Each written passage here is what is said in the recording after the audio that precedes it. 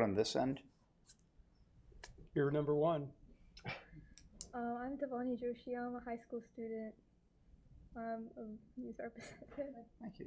Yeah, my name is Daniel Valle. I'm newly appointed, and I recently moved to Apex about 7 months ago from South Florida. Hey, everybody. Your turn. Ann Gary. I've been a member of the board for almost a year now. I've been in Apex for almost 8 years. Bill Jensen, I'm a retired engineer, and I've been in Apex for 25 years or something like that, 30. And this is, I've been on this board for about 2 years. Suzanne Mason, I've been a resident of Apex for 20 years, and I've been on the board for 5 years. I'm Mark Schweigel. I'm the chairman of the board, and I've been in Apex probably two and a half years, but in this Wake County area for about 20 years now. And Jerry Mueller, vice chair. I've been a resident of Apex for about 5 years and been on the board for almost 2. Yeah, I'm Chani. I'm a chemist. I lived in Apex for 2 years and a half. John Garrison. I've been in Apex for 35 years, I guess. Retired and been on the board for 6 years, I guess. Melissa Ripper, newly appointed, been in Apex 27 years. I'm Sandra Villasenor. Have been on the board for a few months now, and lived in Apex for 16 years. Everyone, thank you. So I'd like to, before we begin, also have a motion made to have the Tree City and the B City in the new business section moved up before the data center discussion. Do I have a motion? Motion made. Do I have a second? Second. Any discussion? Hearing none? All those in favor say aye. Aye. Fantastic. Thank you.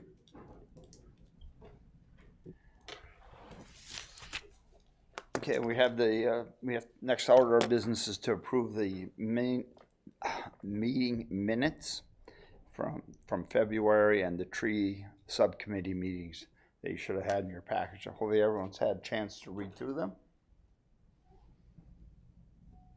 Do I have a motion to accept and approve these minutes? I move they be accepted. Anyone second? Second. Thank Point you. of discussion. Yes. I would like on page 7, line 8 of the February EAB minutes to change way to waste.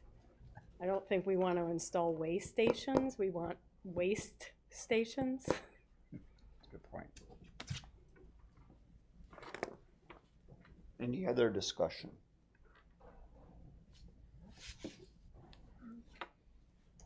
So let me think. I had a motion in a second. I need a new motion to accept the change. I need a motion to accept the change as presented by Susan. So moved. Second. Second. Any further discussion? All those in favor, say aye. Aye.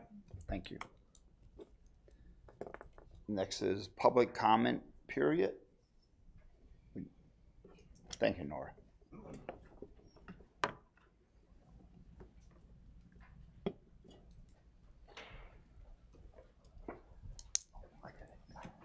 So it's right down the line.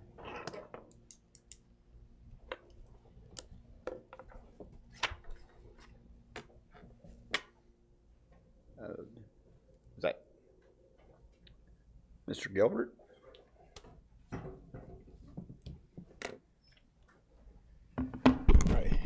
Good evening, Chair Schweigel and members of the board, Mayor Pro Tem Mahaffey and Town Clerk Alan Coleman and staff. I just want to say, first of all, the Environmental Advisory Board, this board right here is the best board in the nation. Thank you. Y'all know that, right? Do now. All right. I just want to start out by saying thank you so much for your service and congratulations to the new members, Melissa and Daniel, for becoming involved and engaged in what we're doing here in the town of Apex. I won't be before you long. I just wanted to come up and address you as you do have an agenda item tonight about looking at the possibility of forming a subcommittee as an attachment to this board. And what I want to share with you is just kind of give you some input from the March 10th Town Council meeting, where I made a recommendation to establish a subcommittee for the data center research. And what I'll say, and I reiterated this at the meeting, staff did a wonderful job.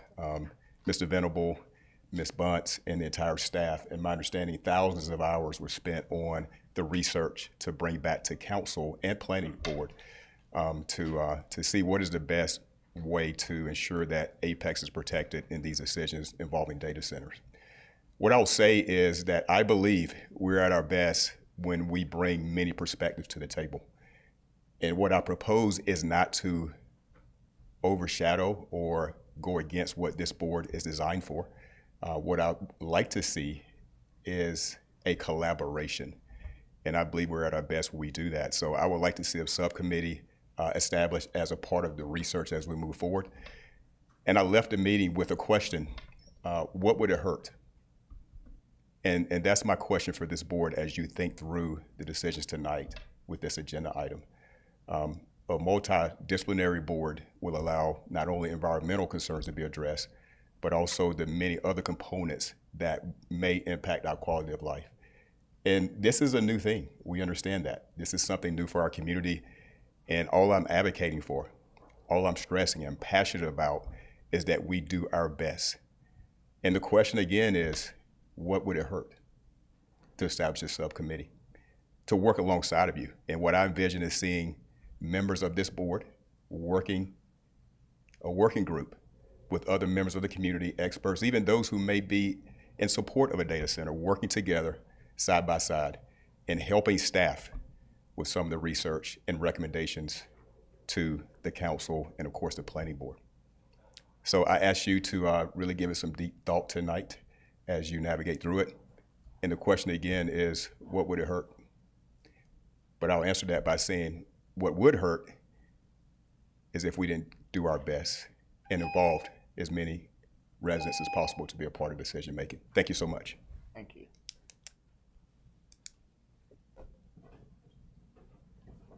We need to address that. Unknown caller.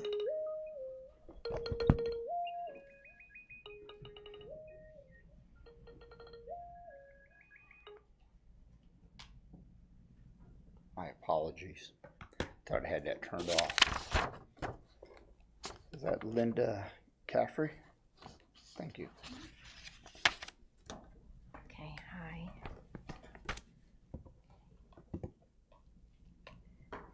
Don't start the timer yet. Okay, good evening, EAB members.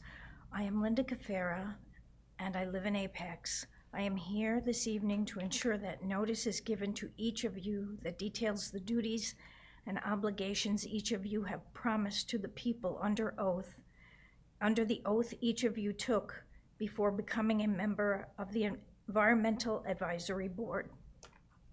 It is necessary that I give you notice of the required duties and obligations to the Constitution and laws of this state, because once you have been informed of these, any violation going forward will be knowingly and willingly.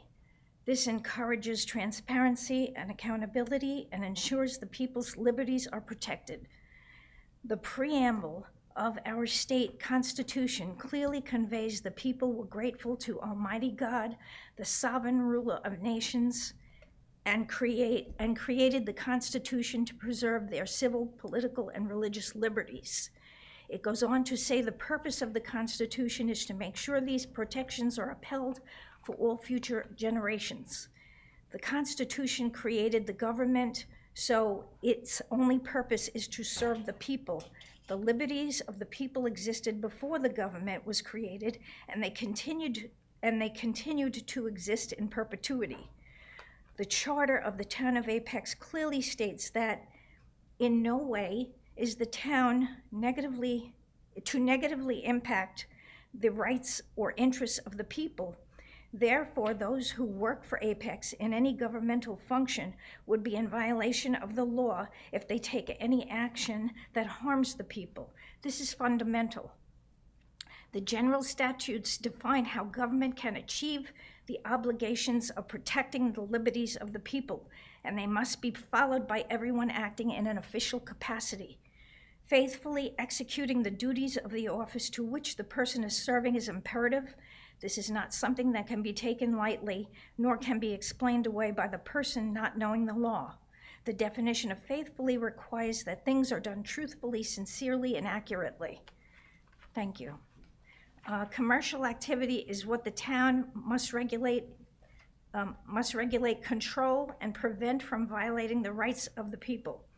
Everyone acting in a commercial capacity agreed to this when applying to do business in the state. The people have the right to inquire about public business that has been conducted and receive confirmation it was done lawfully or not. This is also fundamental. Please take time to read the notice you were given, to understand the requirements of your oath, and reach out if you have any questions. This is not an accusation that you have done wrong, only a reminder to ensure the people are honored and respected by those serving in government positions. This is what you should expect from yourself and your peers as well. Thank you. Oh. Rosemary?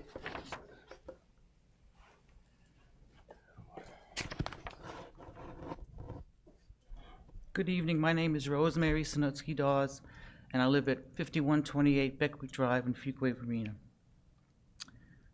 I know you can't answer, but I have some rhetorical questions regarding perspective. Who do you believe you work for? Is it the town staff, the town council, or the people? And if you answer the question with the people, which is the correct answer, as Linda reminded you under your oath, does that mean only the people who agree with you, people who want to move here, or all people of Apex and the surrounding impacted areas? And if you answer the question, all people of Apex and the surrounding impact areas, how do you determine what the people truly want? Do you guess? Do you listen to what the staff says? Do you listen to what the town council says? Or do you truly listen to the people? Thank you.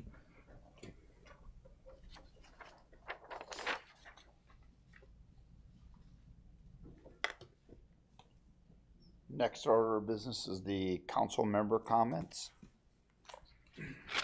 Good evening, everyone. How you doing? Some new faces, that's awesome. I'm Terry Mahaffey, for those who may not know me. That better? All right. I'm Terry Mahaffey, Mayor Pro Tem, Apex Town Council. For the new members, what I like to do, what's on the agenda every meeting, I can speak for a couple minutes about stuff that may have happened. The biggest thing I want to report out to you guys is we had a meeting, me, the chair, the vice chair, and we spoke about the idea of having the EAB vote on potential items. You guys remember that? It's good times. So I followed up with the lawyer. Lawyer, wrote some stuff back to me. We went back and forth. And there was some pushback about two things. The first is, it's the opinion of our legal team that we need to amend the UDO to assign new responsibilities to the Environmental Advisory Board. It spells out the rules, and lawyers would be more comfortable if we did that. If you remember the meeting, I was pushing back a little bit, hoping not to do that. But that's the conclusion, we should amend the UDO. So I'll follow forward and do that. The second thing concerns voting on the proposals themselves. State statute puts specific standards in when it comes down to approving or denying or recommending developments. Things you have to consider, different characteristics, a lot of complicated stuff. It's what the planning board and the town council have to go through. And the concern there was if we voted on the projects as a whole, and we said, okay, we're gonna recommend or deny it, we have to follow those standards or else it could be problematic for a variety of reasons. And that's something we could do. We could teach you guys what those standards are and read through them and go through the whole process. Or my kind of workaround was, I suggested that instead of voting on the project as a whole, we put forward a UDO amendment which has the EAB voting on the environmental conditions being sufficient to address concerns, et cetera, yada, yada, yada. You're voting purely something scoped to the environmental conditions offered or not offered, and whether they address the concerns you have, and not as a project as a whole. And that might avoid a bunch of complications that are a little bit above my head, but you can see where I'm going with that. So that's the direction that I think we're gonna go in, that I wanna tell you guys about, that I'm gonna push forward on. We put forward a UDO amendment that would change the list of responsibilities for the EAB to include whatever this vote is, and then we would craft the language around that vote to be scoped to just a subset, some environmental stuff that doesn't trigger other elements of state law.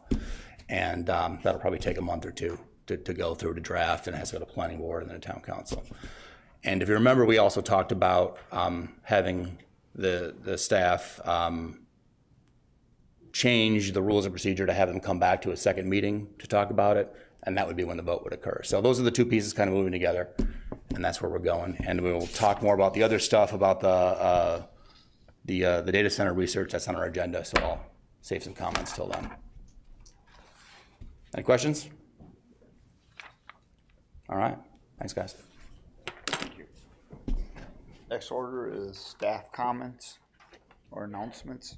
It is officially Creek Week here in Apex, so happy Creek Week. Crick Week. Last Saturday, we had It's a Crick Week. Sorry, it's, never mind. successful big sweep stream cleanup event.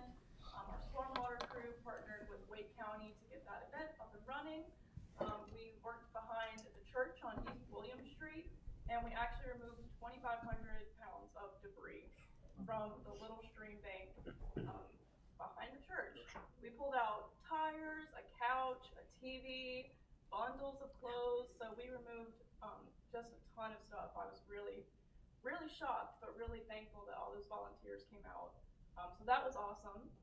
This past Wednesday, Ellison is actually going to present here with me. She's our volunteer coordinator.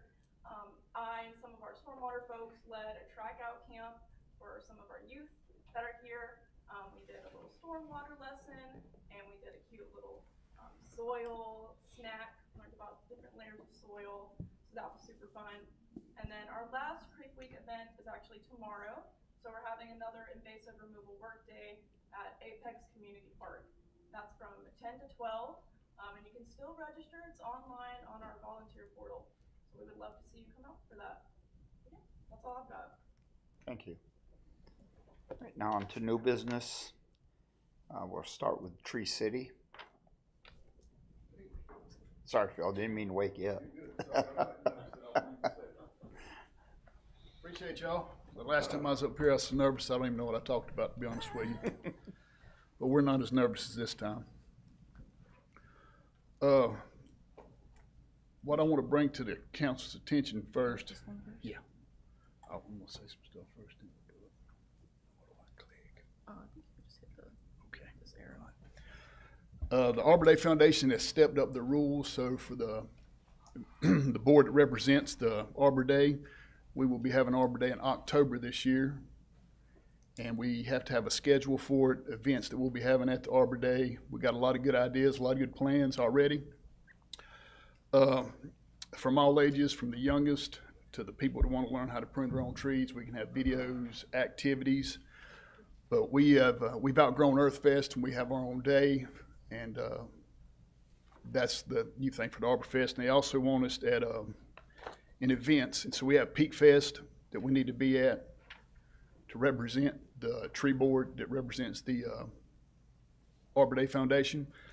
And luckily we have a tent down there at the electric department that has the tree cap on it. So the tent's already bought, the flags are bought, and the table is already there for the event to be set up. We just need people to man it and come up with giveaways and stuff like that for the events. So we've already beat the problems. We just need to attend. And they also want a yearly tree cap accomplishments on what we did in Apex for the tree board did for trees. And so I'm here to help us out on all of this. I take pride in knowing trees, and I would like to bring it to Apex attention that we have to break the cycle we're on, because the way that we are planting our trees and treating our trees and managing our trees is just leading into problems in their old age. I went to 2 places in Apex, 3, and about 3 trees I got shows how we can stop all the future problems by correct planting and correct pruning. And I hope my PowerPoint does you well. And so we'll start it. Have y'all got TV y'all see looking at? Yeah. Okay, all right. Very good. Starting the journey of being responsible for the trees we own. So we need to know our trees and we need to be responsible for them. We don't need a citizen telling us that our tree fell on their property. We need to know our trees. And so we'll just go from there. So one thing that we don't do right, we don't plant our trees right. And I learned this by the plant the peak. They auger a hole just big enough for the root ball to go in. The augered hole is crystallized. It's already on compacted soil. It is a miracle that any of them survive at all, but they're so stressed out that a lot of diseases and insects get on them before we do anything. So if y'all can see by the diagram here, that's what we need. It's very simple. You just make 3 augered holes, 2 half the size of the first one. And then we can go from there. I can take you to a place right now where the tree is planted and you can see the root ball cage wrapped around it. We need to make sure that the root cages are gone, but people's going to do what they're going to do to get by and get paid, get going. I understand, but we need to kind of monitor how they're being planted and just eyeball it, because this is the most important part in tree planting. In planting the peak, the reason why we don't plant the trees is because there are people that are professionals that plant the trees. And they got a very good growth rate. They give them good soil to go back in there. And so this is the most important part of it. And we shall move on. Any questions? Please, I love answering questions. This right here is at the New Pleasant Park. That mound of dirt is probably 10 inches tall. It's not mulch, it's dirt. So they auger the hole, they clean the auger, they drop the hole in, they leave the dirt, they put mulch over it. That tree's feeder roots is right underneath that 10 inches of dirt. It's never going to get water, and it don't even know that there's water in the grass outside of it. So it just stresses itself out. And we need to make our mulching beds a little bigger. The tree behind it, if you just brought that mulch into that mulch, tilled the ground up a little bit, that tree's got probably another 100% chance of living. And same here with the tree that's up front. Just bring that mulch down to the curb and back up to the sidewalk. Remove the dirt from all the trees. We need to make our tree rings bigger and remove the dirt. You can put it in the back of the truck. I got enough ruts in my house. Do you put a transition zone kind of between the mulch, the dirt you put in and the primary dirt? So there's no added dirt in between there. Yeah, I would put like some good soil, maybe some additives that kind of invigorate the feeder roots to hit the soft dirt and get some speed up, and then hit that compacted dirt. But if you come in at a slope, they got a good head start before they hit that hard dirt. So how does that happen that that's incorrectly, I mean, did we hire a landscaping company that incorrectly planted, or? I'm not sure, but we need to monitor on that. I mean, I think we need to figure out how it's happening incorrectly to be able to correct it. Agreed, 100%. We need to hold people accountable for this, because that tree right there costs pretty good money. And excuse me, sir. There'd be a warranty on it, right? Yeah. Should be. Yeah, and what happens in these cases for something like Pleasant Park, like we're not hiring landscapers, right? We hire a project manager has a general contractor has all these subs, so the person who's actually making that decision is like 5 levels or something below us. That's how it can happen in a really big complex project, but there should be some follow-up. I'd like to follow up and actually teach classes. I teach classes about we can do proper planting people, proper pruning. I don't mind it. I'll enjoy it.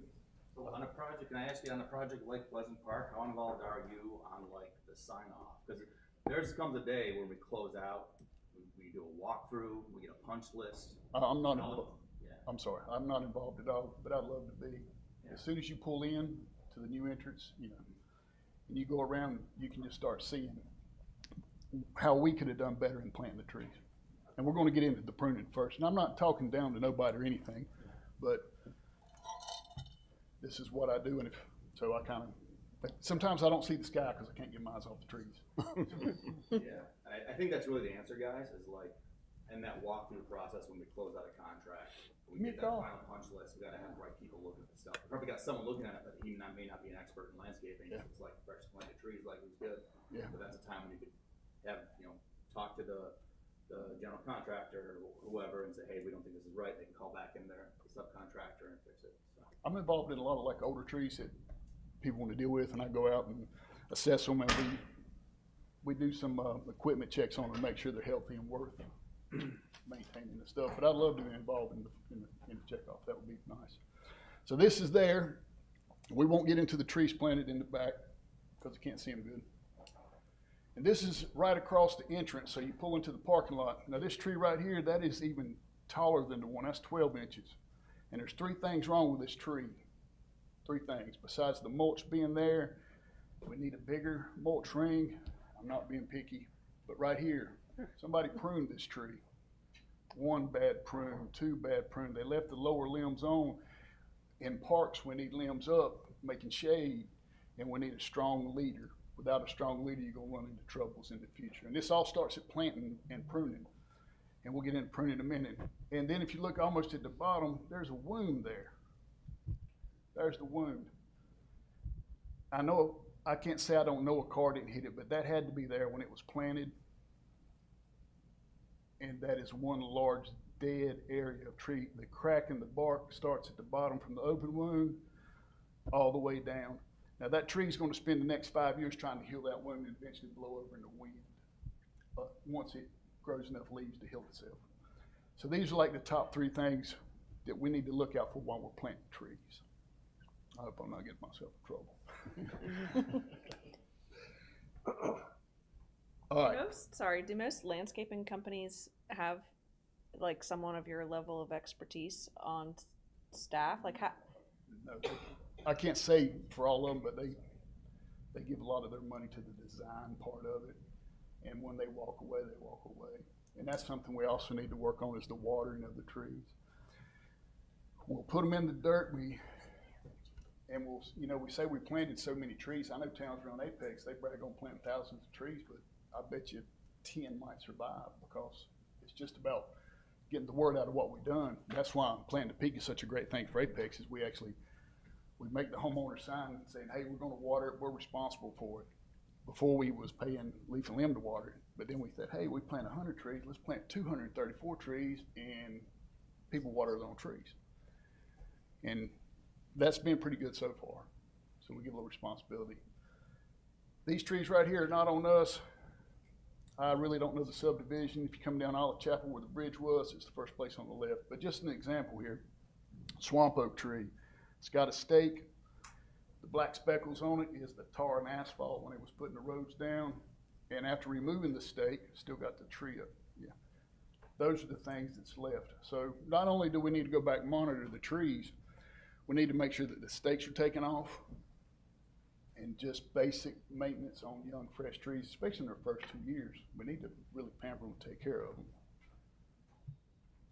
Have you written a pamphlet on this? So I got a 5-year program that we could look at and talk about. And I love field trips if anybody wants to go on field trip. And require the planters and to follow that exactly. Yeah, I would love, I've come to beg y'all to help push to get them planted like this and take care of them. Because Apex is going to keep growing. And every Arbor Day, all we're doing is replacing dead trees in Town Hall or on some property that we have because we just need to take more care of them. And a better stock too. You might pay more for the tree, but you get a better stock. And this and also right here, that's probably a 2-year wound heal up maybe, and it's planted in the ground. All right, this is across the street from the police station. This tree right here has no drainage. It's got moisture in the soil. It picks up a pathogen, which becomes dead area all the way down. When that cracked bark like that, it's peeling off. There's no life in that tree whatsoever. That's the new Saunders Street lot? Yeah, right across the street. Well, not new, but yeah. I think I'm going to try to invest in a soil moisture thingy tester just to see, but I'm pretty sure that just ain't got no drainage. And it just could be clogged, you know. All right, so we went from things we can do at planting. After 1 year, how many people see these flopping all over the trees everywhere we are? If I see them, I'll cut them. If they're tight, I cut them. If they lose after 1 year, you can wiggle the tree, you can see, I just cut them. When nobody's coming back to cut them, and you end up with just well, this is a good one. I've actually had them sticking out both sides when I've cut them. And that's some of them. This is across the street from the planning department. This is something else we need to do when we do it, is branches rubbing each other. Come back after a year, take your stakes off, cut branches that are rubbing. Basic maintenance. Cherry tree. Now this was cut at pruning, or probably when it was first. It done pretty good, but now we're gonna have to cut this whole limb off because it's rubbing good. It's already doing inches. All right, this is at the park right across the street. I do not know what happened to that tree unless a UPS van got in a bind and just hit it about 3 or 4 times. But it's a beautiful flowering tree, but it's got the scaly mold, it's damaged. What I would do is I would not put no trees around the ball field due to the traffic, the foot traffic. I would expand them bushes out. Nobody's gonna walk through bushes. They would actually have to walk around. Just keep the trees out, put the bushes up. And they can walk on the front of the bushes and still see the game. But if you need to fill that spot, but I wouldn't put another tree there if that's what happened to this one. I just extend the bushes out. All right, now the pruning that we do when we plant the trees. You can get your landscaper to do this, but you're gonna have to pay up. Now, these are 2 different trees, and they would take me probably the total of 15 minutes for both of them to prune them, get the brush up, and be gone. So this is not long, it's not hard. But our goal is to have solid leader trees that are urban compatible for the environment that they're in. If you don't bring the forest to the tree's not gonna make it. So as you can see, on the right here, I would remove that whole leader to suppress that growth and shoot up that main stream to get the good taper, the good growth when the wind blows. And everything else I would just reduce because I want my canopy to go out. When you cut a limb, it's going to suppress that limb cut and it's going to grow the one it's attached to. The leader is the big one that goes up, or what is the leader? Yes, sir, it's the middle growth. And Okay, we want a good taper. We want the wind to blow it, and we want to see them little arches in 5 years up the road. We don't want this tree to die in 70 years. We want it to be huge in 70 years. We want it to be big. And to do this, we can do this through pruning. And you're going to prune maybe every 2 to 3 years. But just little pruners. It don't take long. And you can, well, that's just me talking too much. And right here is another large oak. Now before, I'm going to show you some pictures. If you don't do this, we're going to see pictures of it. I would reduce that one to the side and reduce that one above it, reduce those 3, and that main leader. You see the taper, how big it is at the bottom, then it kind of narrows up. All of that juice that tree's making is going to shoot straight up that tree to grow a strong leader. And then we can just elevate those so trucks and people can get out and jump and not get hit. This is the big trees in front of the police station. If these trees were trimmed when they were planted, we wouldn't have this rubbing. You got to do something with that. You have to. So we'd cut that. And right here, somebody reached up with a pole saw and cut these 3. If that's broke, we need to take it. And it just promotes disease and decay if you don't do the right pruning cuts. And right there's some more rubbing. The one on the left is going to be a pretty major. And right here, this is a tree across in front of the police department. The very 2 top circles are what you want to see in a tree. You want to see that U-shaped union or a wide union. It gives the tree room to grow. The one below it is going to be included bark, which means the tree can't grow. It's going to push each other apart to split. The one below that, it's going to be included bark after that just because it's a V-shaped union. And then that's just trimming stuff there. So these are things you do. We put them in the ground right, we trim them right, and they can grow free, the roots can grow, and we can avoid this in the future. Here's the big one. That is included bark. That is a 50-50 ratio of a tree that's going to split. Which one's going to fall? As the right winds hit it, that could have been done at planting. But these trees are, how old's the police department? Oh, okay. But what's that? They've been here a while. Okay, so we got answers to this. We're just trying to prevent it in the future. Do you cable the 2 leaders in something like this to try to prevent splitting? Yes, and we would determine that on the length of the crown to determine the wind sway. If it's short, we'll just brace it, and I'll show you a picture of the brace also. But yeah, it would come with a cable and a bracing, or just a bracing. And there's another one at the police department. It's just on what trees do, but that center is included bark. It's not growing strength, it's pushing against each other. And that is the result of one. This is the only picture, I think the only picture, that I did not take in Apex. And I love Apex, and you go to the older neighborhoods and they are beautiful. They have great tree canopy, just amazing, to be honest with you. When they took that study back a few years ago, they said Apex, number one, lose canopy, and I thought, man, Apex got a lot of canopy, lots of canopy. But that's included bark right there. Home Depot had one of their trees do that split, and it was there for a long time before they did anything with it. This is on Tunstall Street. This is a large oak tree. The power lines behind it is us. The homeowner wanted us to take this tree down because, and that's the results of included bark right there. You can see it healed the crack, but it just ripped apart. That tree is 15 feet and 2 inches outside of our right of way. So it's on him. But he shouldn't have to do nothing. I wait for some decline to happen before. That's a large tree. It's so funny, like, I understand that that's a problem in an urban environment, but anywhere else that would be great habitat for a lot of critters. And technically, I'm gonna say this is another 20, 30 years left in this tree. People see that and big things make people afraid. But it don't seem like it's decayed in. It seems like it's sealed off pretty good. Now the rain in the future might do something to it, but it's got good healing wood on the right side. Peeled down pretty good. And right there's a bracing rod. So it keeps it from splitting. And basically it's just to drill the rod, threaded rod, tap it in. These are at the park, JC Park. This is a good example of a threaded rod before it gets closer. Just maintenance. Beautiful pruning cut right here, but we need to monitor how deep the rot hole is in it. Another good example of one that could be braced. And another one that could be braced at JC Park and just kind of monitor the depth of these holes. They probably have wildlife in there.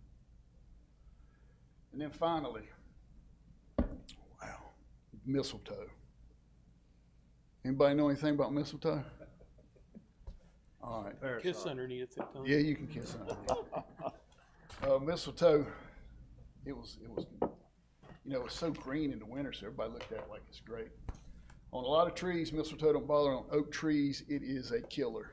It just kills oak trees. These are the 3 large oak trees at Fire Station 3.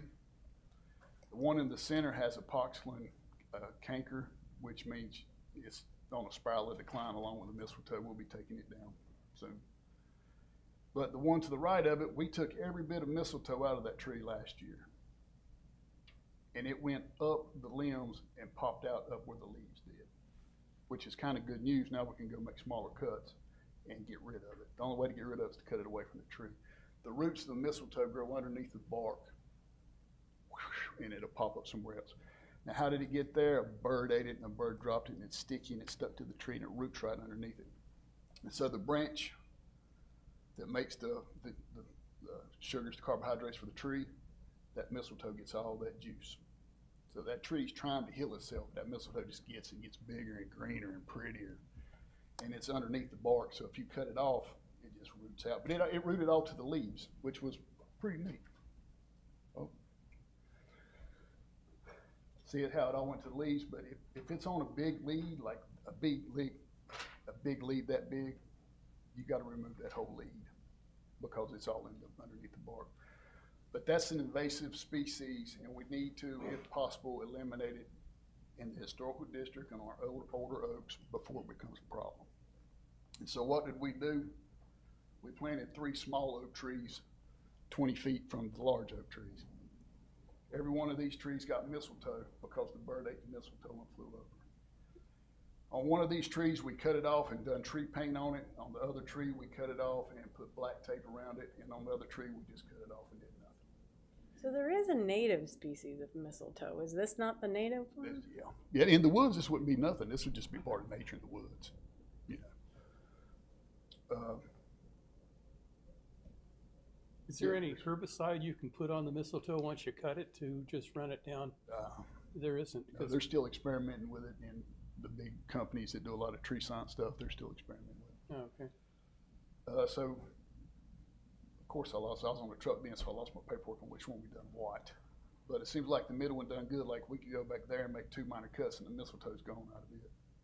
This is stuff we do. We're the electric department, but when we get called for trees, we do all the tree work in the town for every department that's needed. And that is one spot at the park that we could take off right there, and the birds could eat the mistletoe beads.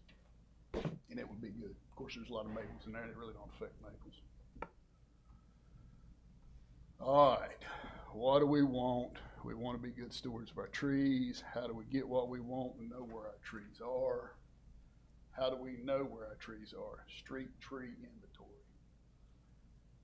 I know it's a long time down the road before we get a nice GIS layer of our street trees, but we can just locate. It's all about knowing the tree when you walk up to it. There's trees at 113 South Mason Street, 6 nice, beautiful oak trees. They are our trees, but you would think they're the homeowner's trees, but they're our trees, and we could treat them if we needed to, or we could mitigate any issues when it comes to it, and not let, you know. It's good to know our trees and not other people know our trees is what I'm trying to say. And this is a map of the land that Apex owns that is adjacent to subdivisions. I think I said that right. So what do we do with big areas of trees? We do what we call a level 1 assessment. That's we just walk through the woods and we look for anything that sticks out. We document it, and that's what we do. Some trees break off 10 feet up the ground. You'll never know they was going to break, but we just done a level 1 assessment. So with this right here and with a street tree inventory map, we'll be way ahead. We'll be par. And I know it's going to take some time to do all the stuff, but I just wanted to. It was really bothering me that we could stop a lot of the problems that we have now by starting when the trees are young. And it don't take much. It don't take much. Little classes, little training. I took some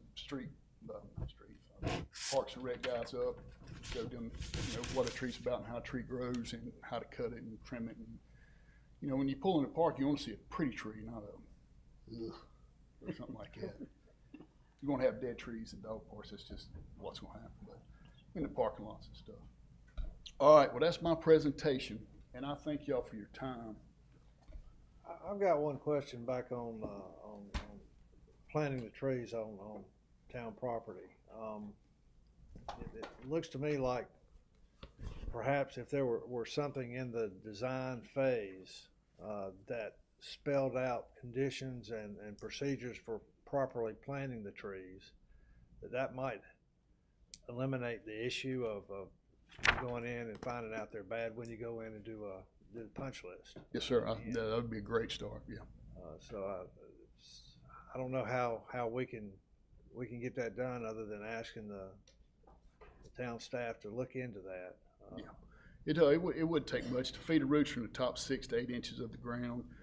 I mean, you could just I think that could be a condition put in the project bids. That'd be nice. And minor pruning, if the nurseries don't prune it for a strong leader, we come in a year after it's planted, prune it up, and we wouldn't need to come back for 2 more years. Have a watering program also with it. Yeah.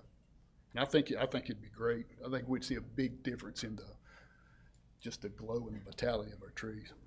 I do have I sent Nora a 5-year plan, and on year 1 where it says the baseline inventory, we can work up to GIS just being able to know our trees. That's basically it. And right above that, it's always go by the best standard practices of the industry, and it would be the A300, ANSI A300 for planting, pruning, stuff like that. So, Bruce, So we have a technical review committee. Like, aren't there landscape plans that are submitted with every project? That is correct. We do currently have details for planting, especially for trees and other types of landscaping as well. It might do as well to consult with Philip here and make sure that these are up to date and the best practices moving forward. But we do have details. Yeah, I'm curious, like, what's the process for reviewing the landscape plan specifically? What are you looking for? Are you looking for, just number and location, or is it actually, go to the level of detail? I imagine, like who reviews? Is it you guys? So initially we review at the plan stage. So we're looking for species, number, quantity of detail, location, slopes, all these types of things, spacing. What's the goal of it? Whether it's screening, whether it's additional landscaping, decorative things like that. We're looking at all those things at that stage. Once they're planted, our zoning compliance officers are the ones that will walk the property to make sure that all the trees are in place that are supposed to be there and that they're in good, healthy condition. Okay. Do those people, though, have the level of expertise to assess if they're in good, healthy condition? Currently, one of them is a former arborist himself. So we do have staff and have been doing this for a while, but we can always work on additional training if necessary. Philip, I have a question. Not to pick on the police department trees, but going back to the slide where you show that lone tree that you mentioned that had little to no drainage. Yeah. That's not an ideal location for a tree. I don't know how big that tree is gonna eventually get, the girth of it. What is your recommendation for those little areas of soil between parking spaces? So the way I look at it is we took the forest away from the tree. We got to bring the forest back to the tree. So we need to bring the soil back to it.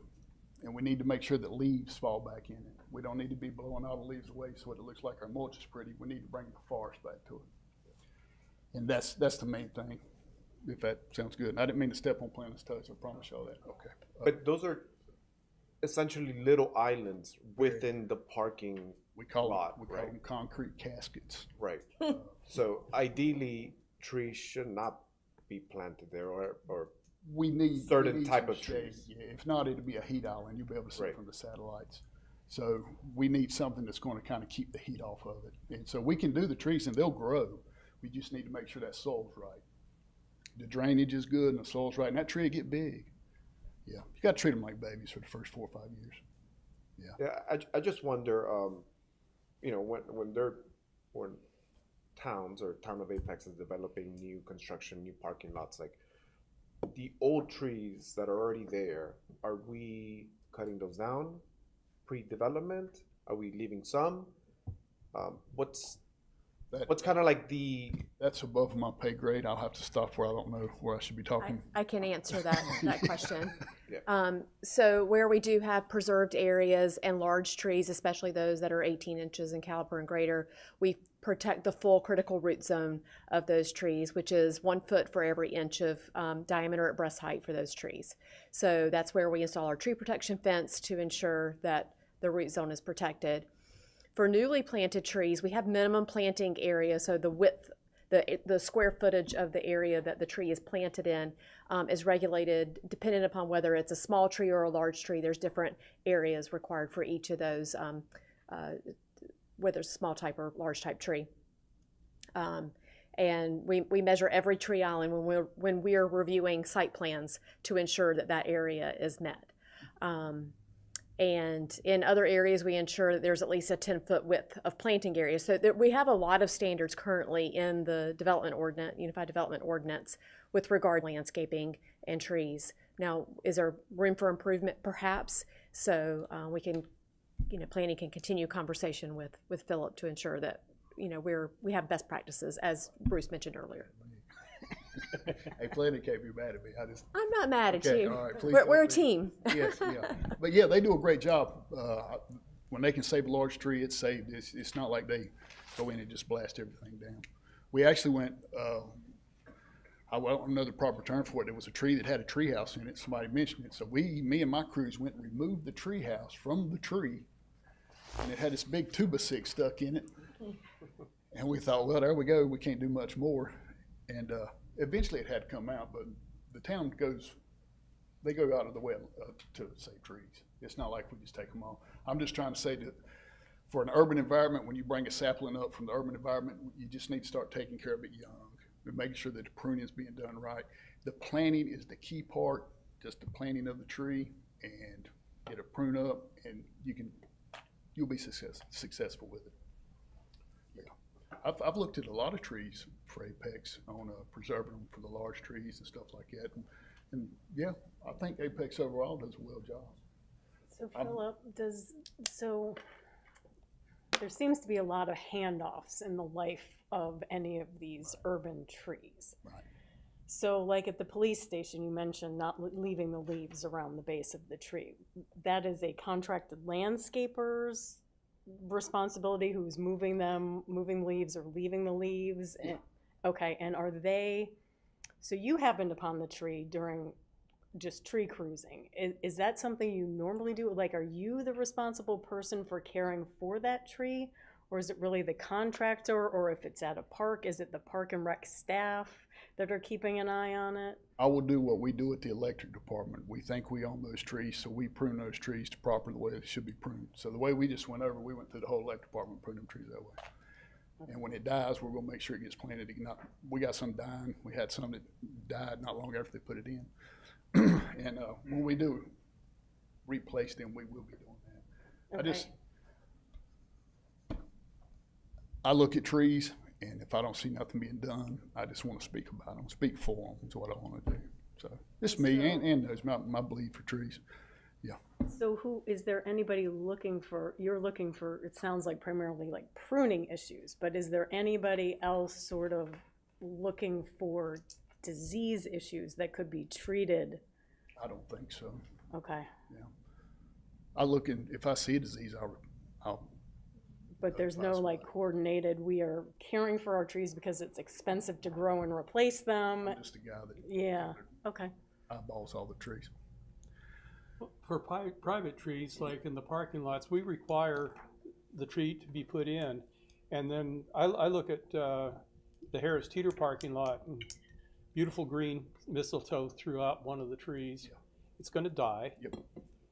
How do we enforce that at a certain point? Because I don't think you can, and this is my ignorance speaking here, I don't think you can, but if you go to Publix, they're gonna have the same problem we have at the police department now, every one of their trees, because they just wasn't pruned correctly at planting.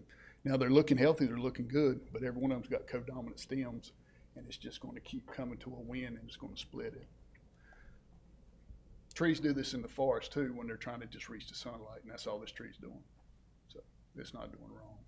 But I don't think you can go on somebody's private property and tell them, you can educate them about mistletoe, but I mean, I don't know, Bill, to be honest with you. it is private property, but when that subdivision or that parking lot went in, we had a requirement for a tree. Yeah. And if they don't take care of the tree, maybe we need to have an ordinance that says you have to take care of the tree somehow.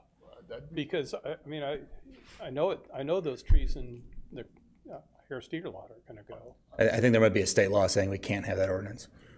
I think there might be a state law saying we can't have that ordinance, that we can't regulate. You're probably very right. Yeah. In our legislature. Educating people, I've stopped by and talked to in my past, the homeowners association, the president, and I never told nobody what to do. I just said, hey, look at all this beautiful stuff you got here. You're choking it out with water lines that you never used. But if a tree dies, I would think that we would be able to require they put it back in. Even if it's a 2.5-inch caliber. Because it was required when they put the subdivision in. So that tree should be there forever. Or some tree. Mr. Jensen, there is a requirement in the ordinance that trees that are required by the code be replaced. So we do have standards for that. When it falls, it'll be replaced. So like the landscaping plan is like a commitment that they have to maintain? It's a zoning compliance issue. Yeah. If we become aware of it. Yeah, I guess the enforcement around it. You can only enforce what you know about. Yeah, if it dies and goes away.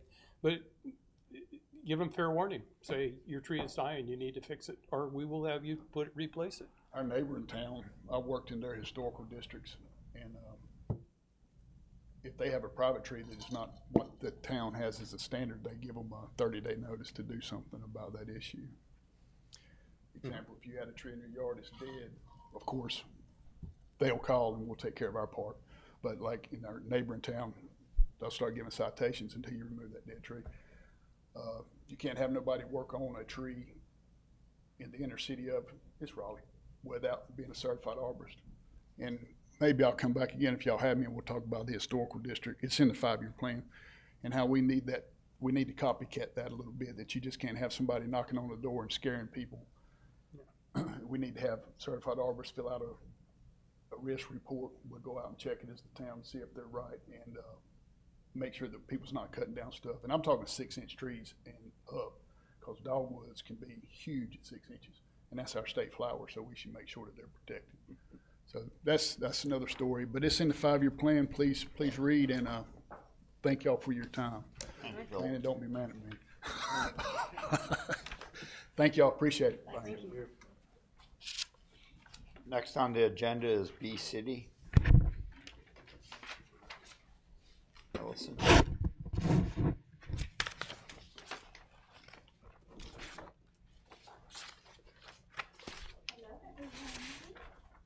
Phil and I had an agreement that we wouldn't take more than 25 minutes of your time, so I'm going to be here for like 30 seconds, so we'll be great. I'll be quick. I know y'all have a lot to discuss after this, but thank you for having me. My name is Ellison Lambert. I am the town's volunteer coordinator. So what that means is anything volunteer related comes to me usually at some point. So I work with our special events, managing all the volunteers there. I work with our athletics coaches, instructors for the Parks and Rec program, work with all of our Adopt a Park and Trail adoption groups and park operations staff on those work days. I also work with our Apex Youth Council, so Tabani's one of our students in that. So that is a group of 200 middle and high school students that are all dedicated to service in the town.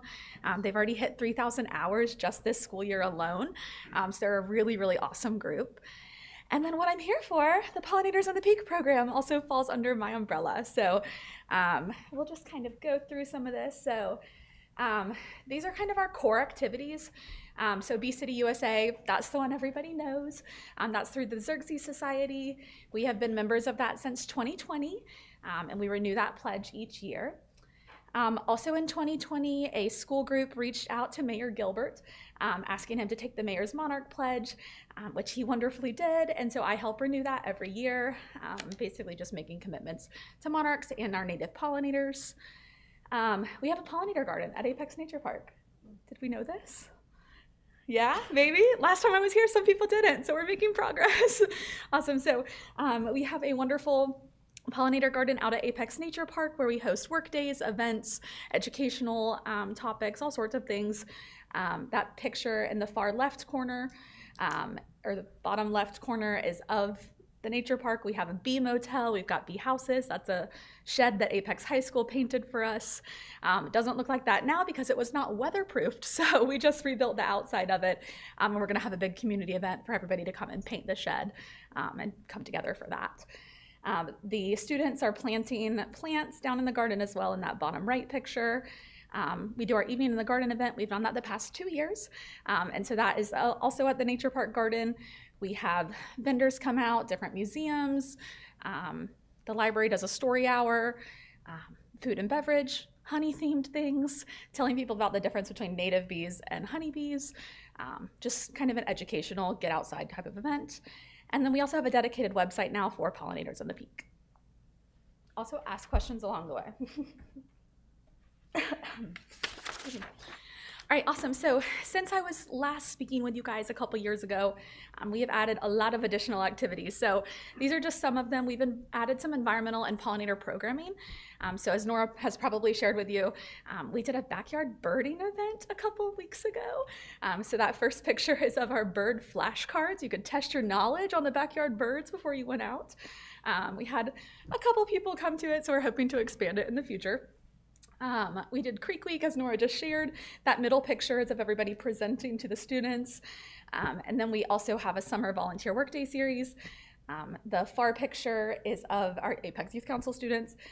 And all of those bags are of weeds that we pulled out of the garden. So needed a lot of love that day. I also work with all of our Boy Scout and Girl Scout troops that come in and want to do projects with the town. So the picture on the left is of the little free seed library that I worked with a troop to create last year, I believe. And that has native seeds, vegetable and fruit seeds, anything in there. People, it's like a library, you know, you can drop off seeds if you want to, take your own, leave some. So we stock those, and then community members will also drop those off. We also work with the high school and middle school gardens. So I've worked with Apex High School and Salem Middle School to plant pollinator gardens in their spaces. I provide recommendations on pollinator plants to neighborhoods, HOAs, really anybody that wants help, but happy to provide some education on that.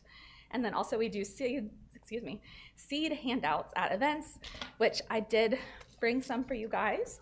I have a bin back there that I'll leave with Nora afterwards, but we give out black-eyed Susan seeds and purple coneflower seeds at events. Where's the seed library? Sorry, it is at the pollinator garden as well. Okay. Yes. Yeah, that was a really cool project. And I think that was their bronze award. I'm working with that group potentially again on their silver project this year, so very excited.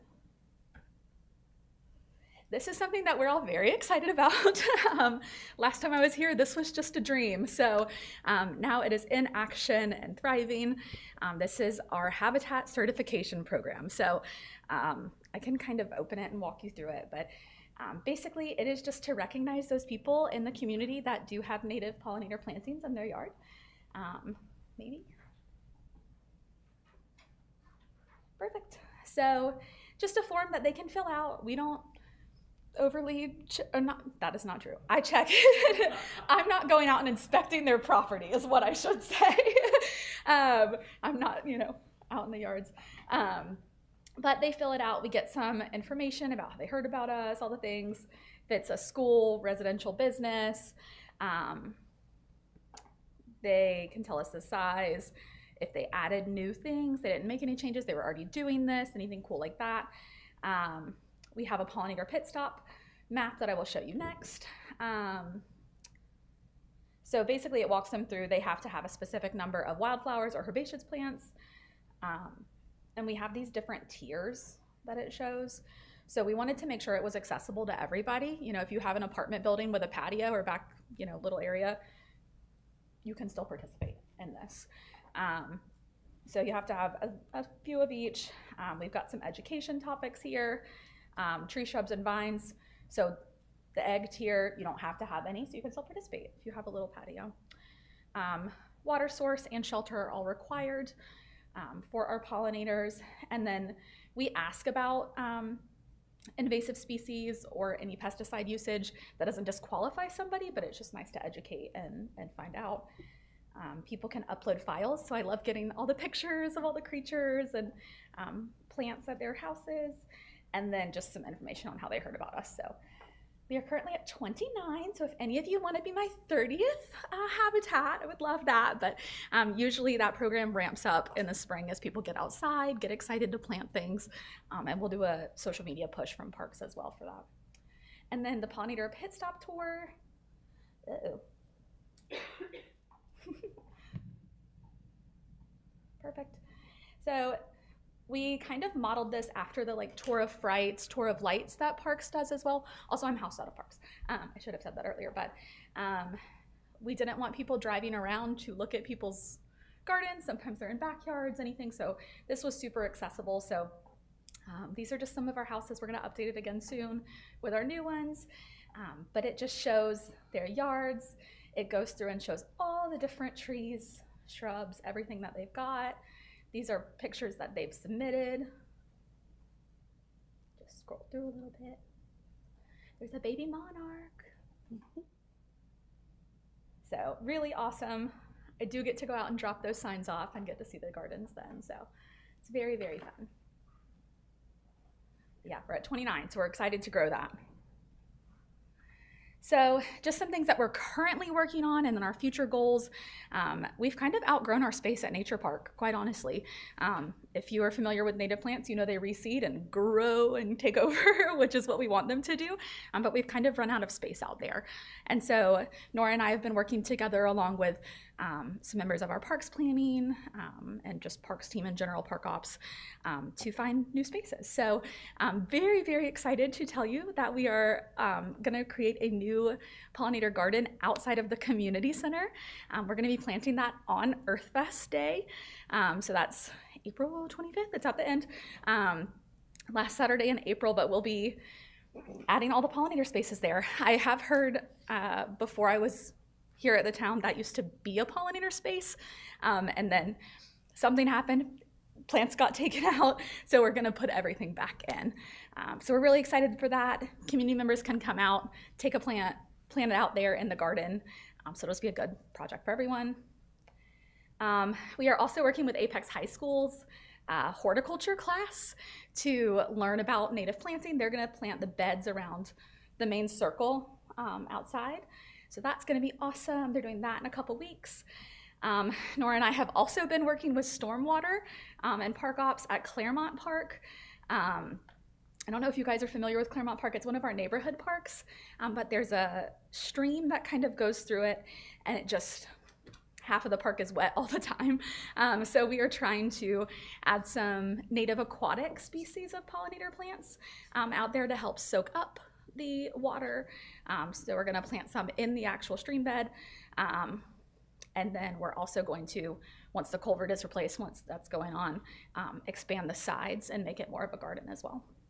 And then Seagroves Park also has some random wooden planters out on the sidewalk. I've been told they used to have crepe myrtles in them in a planter. Anyways, that's just grass now. So we're gonna take those and add some pollinator planting to that as well. We'd also like to explore additional funding opportunities for adding these pollinator spaces. So I'm very, very grateful that we do have a budget line for our pollinator initiatives, but we always have more space and we always have more needs. So I'll be exploring some grant and funding opportunities this year. Of course, we always want to give out more native plants to people. And if we have a full garden, we might as well collect the seeds and process them and distribute them. So that's another program that we want to start. You heard me say grow the pollinator habitat certification program earlier. That's my big goal this year. A lot of big goals this year. And then the environmental symposium, we've chatted with a few of you about it, and I'll share it again later, but this is something that we are launching this year. So we're partnering with Trees for the Triangle on this project. It's gonna be 4 different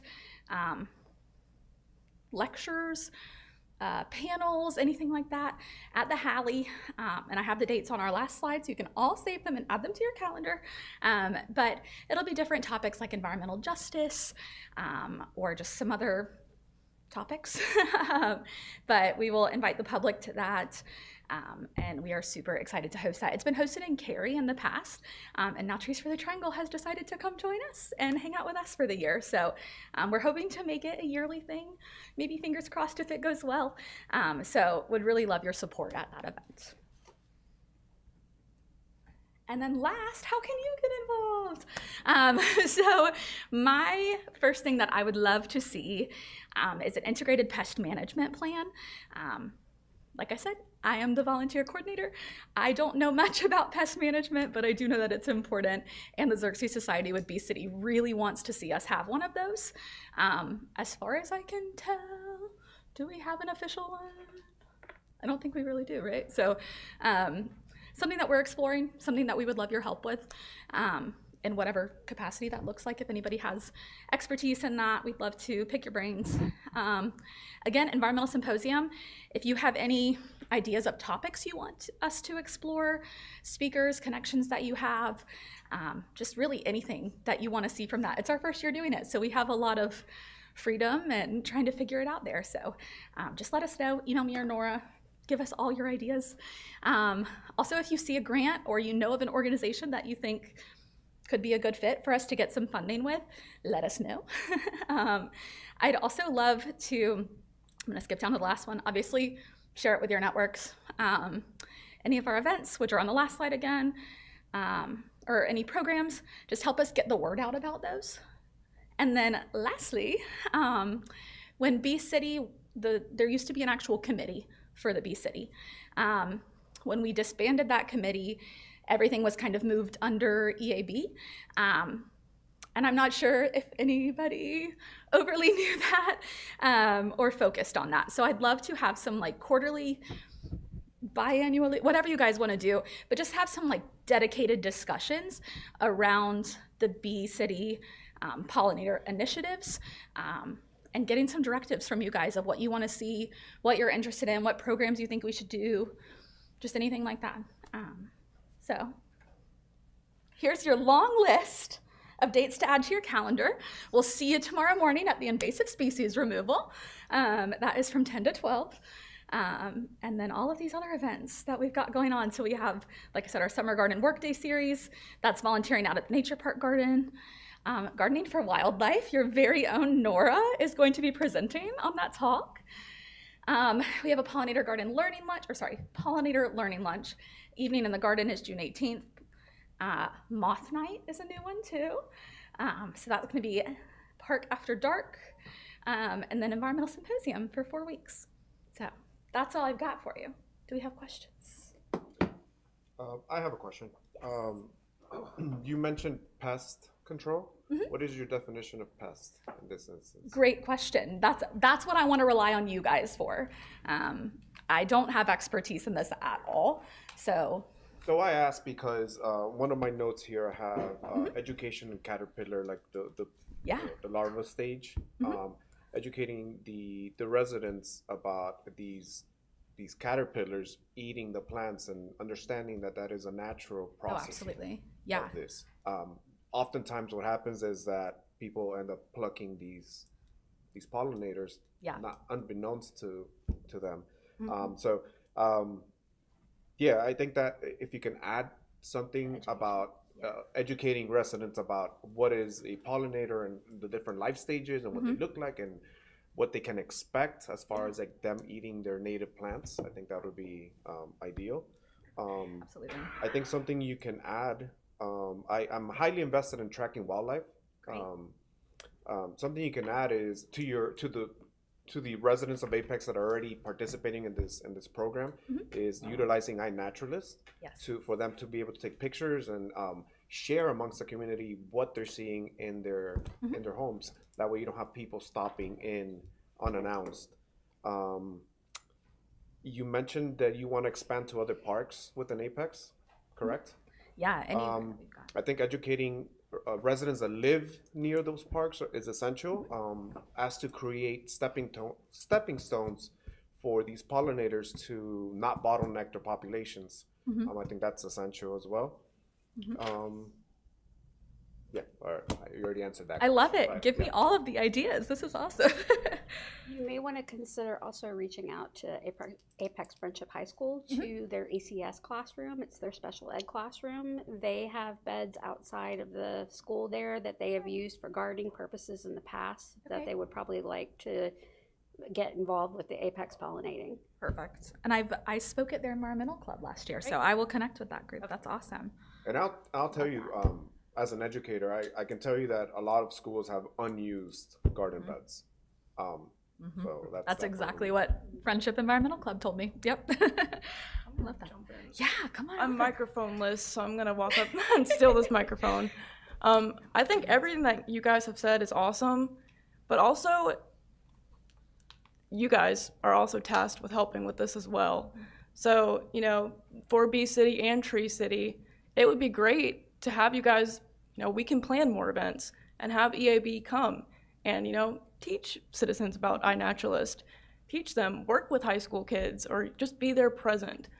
So I think that's kind of what we were getting at with, you guys are the board now. You are the Tree City board, the Bee City board. So anything that you guys want to do, you have the right to do it. And I'll help. I would love to plan more events with Ellison, with Phil.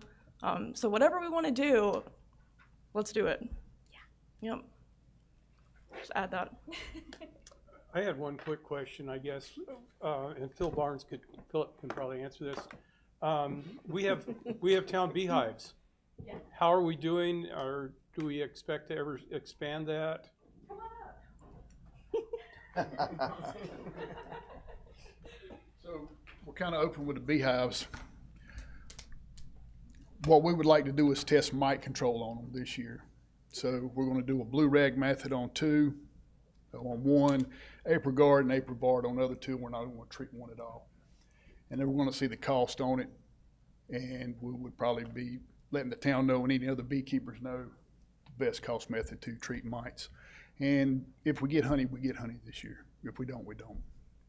We got something left. You're looking to get honey, so you have it. If we get it. Trap and everything in there? Yeah. We had some last year that we gave away at festivals. Yeah, we give them away. So Tree Cap and Bee City, when y'all do the events, we'll get y'all some honey straws. I hate to throw cold water on this. I mean, I love honey.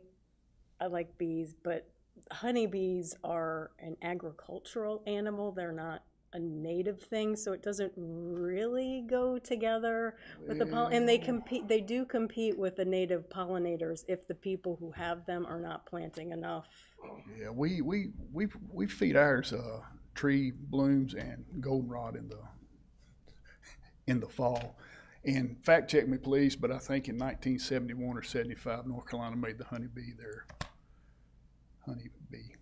Yeah, I would be interested to see what the Xerces Society has, what they say about that, since the Bee City designation is their designation. They definitely focus on the native bees, Yeah. but they do acknowledge that honeybees are also beneficiary. But all of our programming that we do more focuses on the native pollinators, and that's why I mentioned at the. Sorry, I don't know why I'm still sitting. That's why I mentioned at the pollinator event, we do have a live display hive out there, but it's to educate people on people love to see the live hive, you know, they get excited, the kids come up and see it, but then it's a great teaching opportunity. Hey, Gaddis looks awesome. Did you know that moths and birds and all these other fun things are also pollinators, you know, trying to share the difference. And I'm going to ask Elson and Nora if they'll put up the pest of the month for trees now, since we're talking spotted lanternflies and stuff like that. Got to go. So anyway, we're getting a little nerdy on you here, so we'll let it go. But yeah, we're doing the bees all right. Sometimes we get good, sometimes it goes bad, but they're there. And I took some beautiful pictures of goldenrod, and it's got native bees all over it, along with our honeybees also. And when things start going out in the fall, that goldenrod pops up and it's beautiful, and you can sit excuse me, you can sit back and look at it and you can just see all the pollinators on it. So as long as we keep promoting, which is a natural plant, I guess, in our right of ways, if we keep promoting that, we're just promoting the pollinators in our right of ways also. And so that could also be, we also become tree line this year, which means that the electric department of Apex works with tree health basically more than they do line clearance. And I got a motto that, this ain't about me, y'all, either. It's Bee City time. But it's not about the homeowner or the electric department, it's about the tree. And that's my motto when I represent the electric department. So we are a tree line, Apex is a tree line city now, along with Arbor Day Foundation, but it's Ellison's time. We all work together. I did write down something when you guys were chatting earlier, and I don't know how feasible it is, but Nora and I took a tour of the pollinator garden out at Chatham Mills. It's the North Carolina Cooperative Extension's pollinator garden. If you haven't been out there, it's beautiful.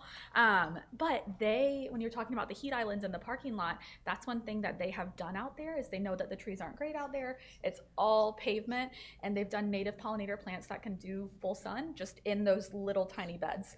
So if it ever gets to that, maybe that's something we can explore as additional pollinator space as well. Thank you. All right. Yeah. Question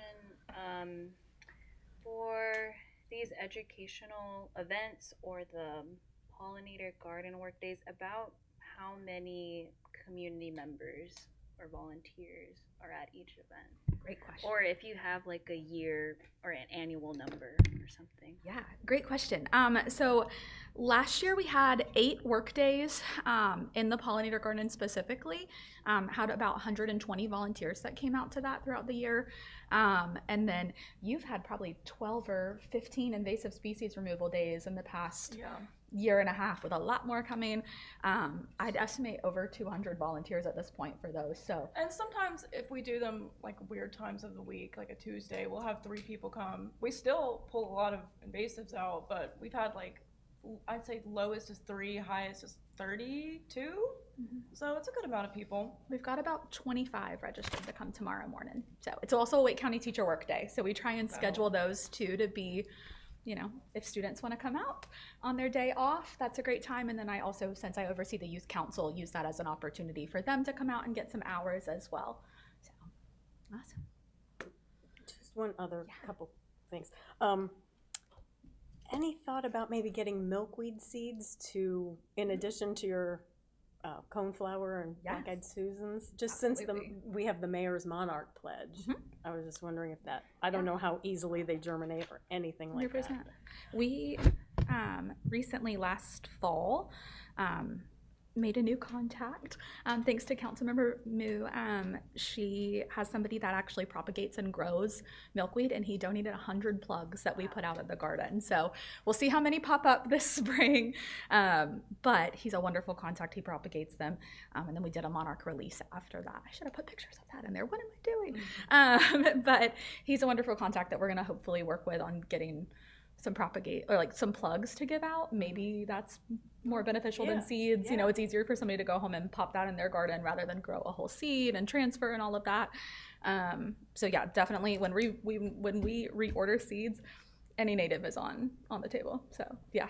And I've never heard of this and anybody doing this, but I just wondered, like, to get more funding, since you are going to be installing so many gardens in public places, maybe like an adopt a space program. Yep, that's on. Yep. Yeah. So when I talked about Adopt a Park earlier, we have over 45 different spaces that are adopted out. All of them are full. So that is a new thing that, you know, we always have interest in people adopting trails and parks in our area. But if people hit their requirements, they're able to renew each year. And so that's been something is Youth Council has adopted the pollinator garden at Nature Park. But I also have a sorority that is interested in adopting the new space already. So as we grow those spaces, that's a great way to get involvement. They volunteer. It helps on our maintenance side of things. But do they actually pay to like have their name up or anything? They don't pay. We do give them a sign. But the funding of it, yep. Somebody, you know. If they have to look at that. Yeah, I don't like know. A sponsorship type of thing. Exactly. I love it. Love that. I worked in fundraising before this, so my brain is all over the sponsorships. But I'm excited for the gardening for wildlife because, I mean, I just think those type of workshops, I mean, I don't have land, but people who have, you know, land or can grow their own. I just plant in my parents' home. I've planted milkweed and we've gotten monarchs. So everyone has their own power to use their space. And I just see a lot of homeowners just have nothing, just grass. And that's not natural. The same with leaves. Leave your leaves, please. But yeah, I'm excited. And if you need any, I also have some connections. So if you need any help with anything, just let me know. Awesome. I love it. Awesome. Well, I'll just wrap it up and say, obviously, it seems like there's a lot to talk about with both of these topics. So moving forward, if we want to do, like Ellison, I know you suggested maybe quarterly, and you guys don't always have to come back. Maybe it's just they communicate with me, I relay what they say, and we work on any initiatives you guys want to do, or maybe staff wants to see, and we can kind of get that on the books. That way, we really are acting as the boards for both of these designations. But does that sound good? Thoughts on that? I recommend quarterly or quarterly. Does the B city certification have a requirement for the size of the board, or what the board does you say there has to be a board? I think it just has to. Okay. Yep. And I think the same thing for Tree City. There just has to be an acting board. Okay. So I'll say the intention of council when we try to consolidate things is really to empower this board and kind of put everything under one roof and have it all report up to the one thing.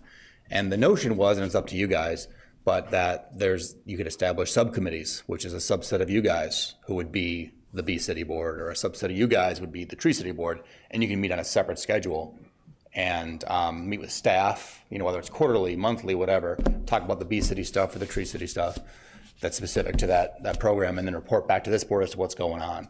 And if there's any, policy changes that come out of that it would come, from that subcommittee then you guys would approve it, and then it would come to staff, eventually to council to go with. So we're trying to make sure that one place has the whole picture. There's not silos working on different stuff and duplicating their effort. It's all supported by the same staff, and that one place is you guys right here.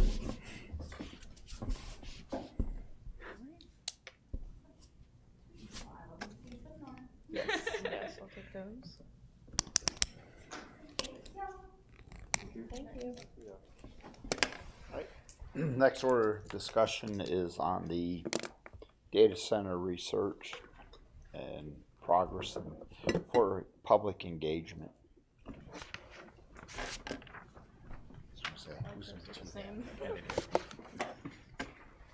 Hi everyone, how's it going? Bruce Venable, Planner 3 with the Planning Department. I wasn't listed as a presenter, but I just wanted to come up here and give you guys a little run through of kind of what's going on and what you can expect, and then open it up for discussion among yourselves. So a little bit of background. You may all be aware, last year around September, we received an application for rezoning and UDO amendments for data center use that was submitted to the town. Between September and December, town staff researched and drafted a white paper as we worked on these applications on the potential impacts of data centers. In January of 26, we had 2 different work sessions where we presented on the findings of this white paper.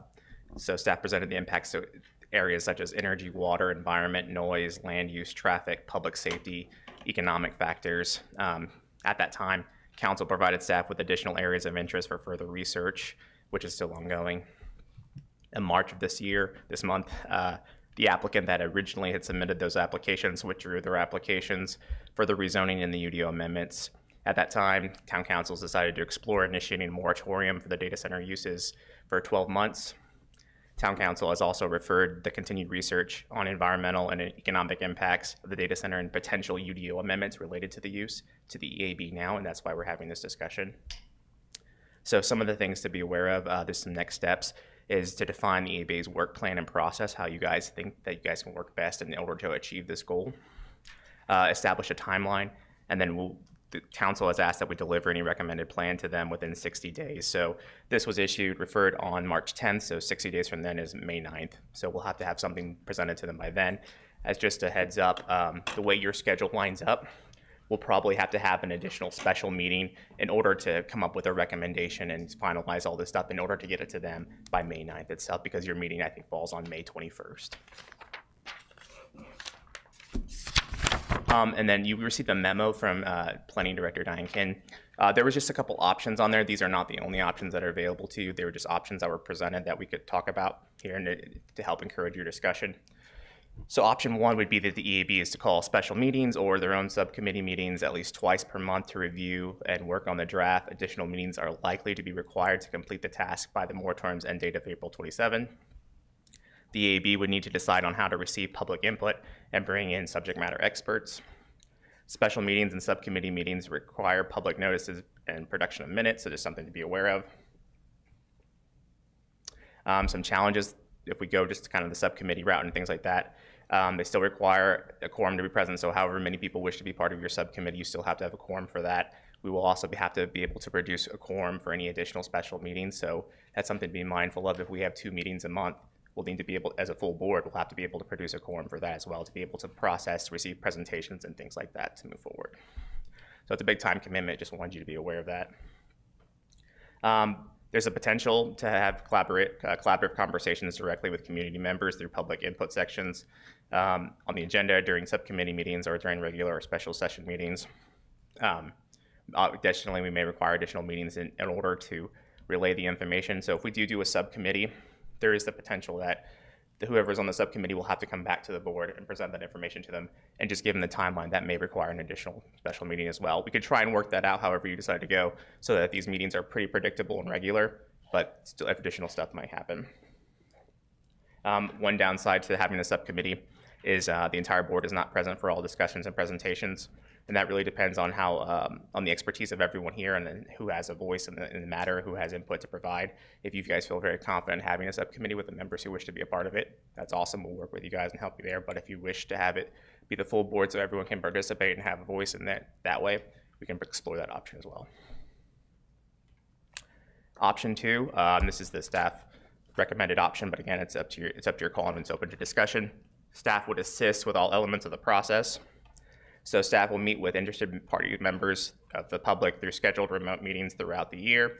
So similar to what was done with the Western Big Branch Plan, what we're proposing here is that we will set a dedicated time every week or every month to have people come in through via Teams, or if they have special needs, come in via person, and we'll sit down, we'll have a conversation with them. We'll document all of their requests, their needs. We'll take any paperwork from them, whatever, and then we'll distribute that back to you guys for your review as well after we assimilate the information. Continued, staff will create a data center subscription list for the public to receive communications from the staff throughout the process, including regular updates from EAB meetings where the data center amendments are being discussed. Staff will provide updated UDO drafts to EAB at monthly special meetings so that the regular business can continue during the regular scheduled monthly meetings. The special meeting would include subject matter experts who could present regarding a specific topic for each month. We'll have kind of a suggested primitive timeline to go over to show you kind of what that would look like. And the EBA could set aside time at the end of each meeting to get public input and take questions on specific topics discussed at each meeting. So we'll look at that now.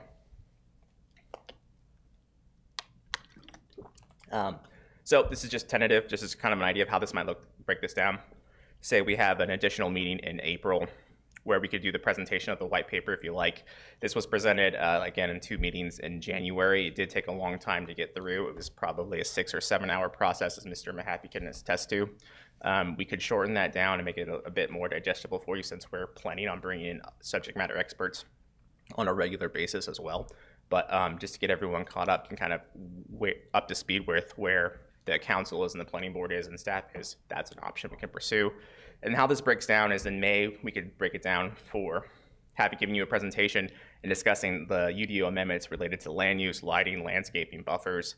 The following month, environmental impacts. These will probably take a bit longer given your expertise and your particular interest in the environment stuff. So air quality, water quality in June, maybe in July, we look at hazard mitigation and public safety and how that works together. August, we can do economic impact, just so you're aware of all factors of this process and what the UDO amendments might look like. September, energy consumption, bring in some experts to talk to you about what the state of the industry looks like, how much power these need, where the power come from, how the industry is moving to BYOP, basically bring your own power behind the meter, have further discussions on that so you can have a better idea of what that might look like. And October, water consumption. November, public health. January, noise. February, we would review and input the full UDO amendment draft to you, and you would have the chance to read and provide input. This, again, the goal here would be each month we would have a presentation to you. We would have a draft of UDO amendments. You would review them. We would discuss them. We would make amendments then. And at the very end, and back here in February, we would come back to the draft and we would re-review those to make sure that they're in line with what we think is best. March, we would come up with the final review for the revised UDO amendments and recommendations. And then in April, they'd be presented to the planning board and then to the town council, where they would make a possible vote. So, challenges with option 2, it'll require at least 2 meetings each month to stay on track, again, for the 27 deadline. We'll need a quorum for each meeting again, so the full board will have to have a quorum for that. The presentations from staff and subject experts, we'll have to start planning those out to get the right people in here so you guys can have the right input from the right people. And then there is the immediate opportunity for people to come, and maybe someone's very passionate about the environmental impacts, or they're very passionate about the water use. And they could come to that specific meeting and provide that input directly when we're talking about water or we're talking about energy and things like that as well. So that's what I just wanted to present that to you, to kind of open the discussion process, answer any questions you guys may have. So yeah, absolutely. Questions? Providing the subject matter experts for each of these specific topics. We have, so we would lean on, so for some of the environmental stuff, we have contacts with DEQ. We'd bring them in to speak specifically to the things like that. We're in contact with them now, and they've mentioned that they'd be happy to come to one of our boards and provide information, so that's who we'd work with there. We do have some subject matter experts in the town. Our electric director, Kathy, has extensive experience working with electricities and things like that. She could easily speak to a lot of this stuff. She's very experienced. And it would be it'd be a work. We'd find out exactly, we'd find very good experts that exist also outside of staff as well. Yeah. regarding people outside of staff. I know you have a lot of people that this has been a hot topic, especially in Apex as well as nationally. You have people that have formed a coalition in the area, and I happen to know that quite a few of them are very familiar with certain subject matter. That's what they do for their living. Is it possible to even get their input, being that they are residents of Apex? There'll absolutely be the opportunity for public comment, additional public comment from them as residents of Apex. We'll have to, I'll honestly have to confer with my director and also legal staff as well to find out exactly who should be presenting as a subject expert sponsored by the town. So there may be obstacles to that, but there will absolutely be opportunities for anyone part of your the coalition itself to come and speak on the areas they're experts in. So Bruce, up to this point, it seems like the focus has been a hyperscale data center. Is the intention to create UDO language for sort of all sizes of data center, or just a focus on the hyperscale data center? Yeah, the focus originally was that because part of the application was for essentially what was a hyperscale data center.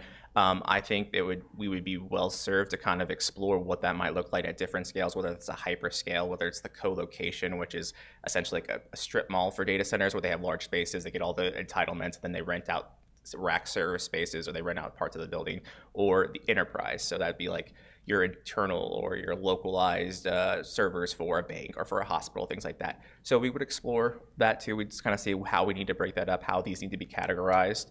I think the biggest obstacle and the one that gets the most amount of news is the hyperscale. It's the one that will use the most power, the most land, the most water, the most electricity. So it's the one that will also have the most generators, so they'll be potentially the greatest environmental impact as well. There are, data centers all around the triangle right now, Durham, that are small. They're more the internal size, and you wouldn't even know they're there for the most part. So we are looking kind of at the larger scale for the co-location, even some of the larger enterprise or the hyperscale itself. But we'll have those conversations as we move forward.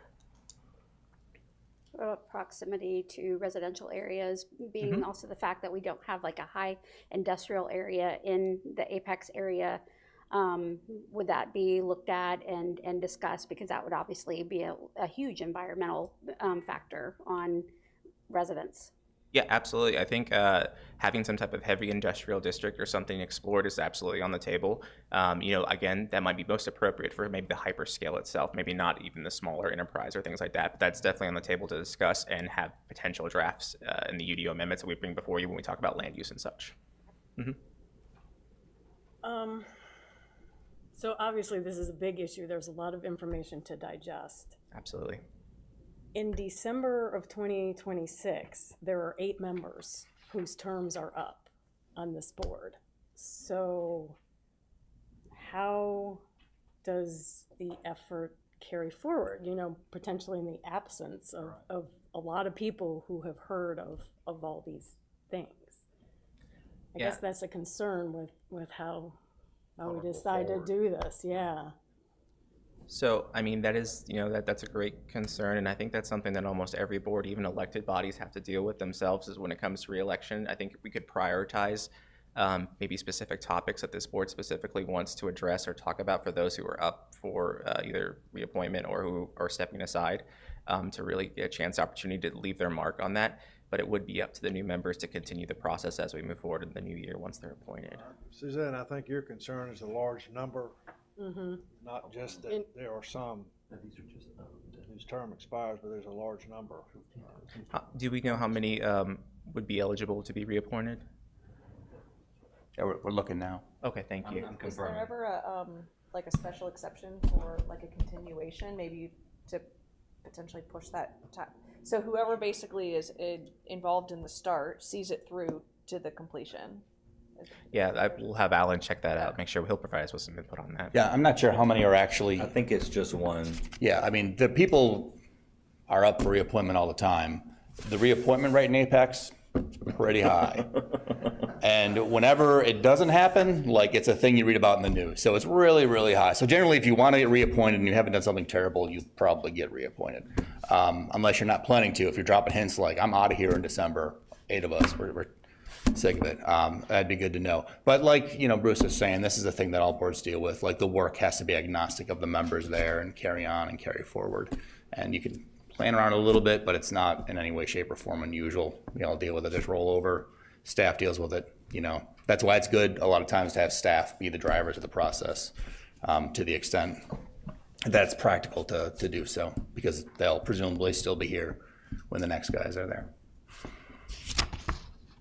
But to bring it back to what we're doing today, as the council member, I'll say what council referred to the EAB today was to make a plan, right? Like, it was like, okay, this is a big thing, we want to do something, so we're not solving it today, we're not even making a plan today, but in 60 days, I think the expectation is that the EAB will return a plan to the council and say, this is what we think we should do to go through this process. And in front of you, there's two options that staff put together. It looks to me like option one is you guys decide everything, and option two is staff does most of the stuff. Like, where do you want that needle to be?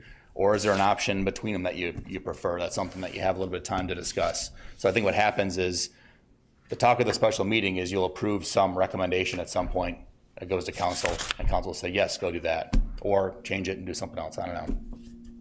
But again, this comes down to us trying to empower the EAB. We want you guys to be the one place that this stuff goes through, and to feel empowered and to be empowered. And I think that's something that may have been missing in previous years. And that's why we're doing these changes with the UDO. We're doing these changes with the guys coming back. We're trying to make sure you have sort of the weight you need to accomplish the tasks you want, and to let you know that we trust you to do those tasks.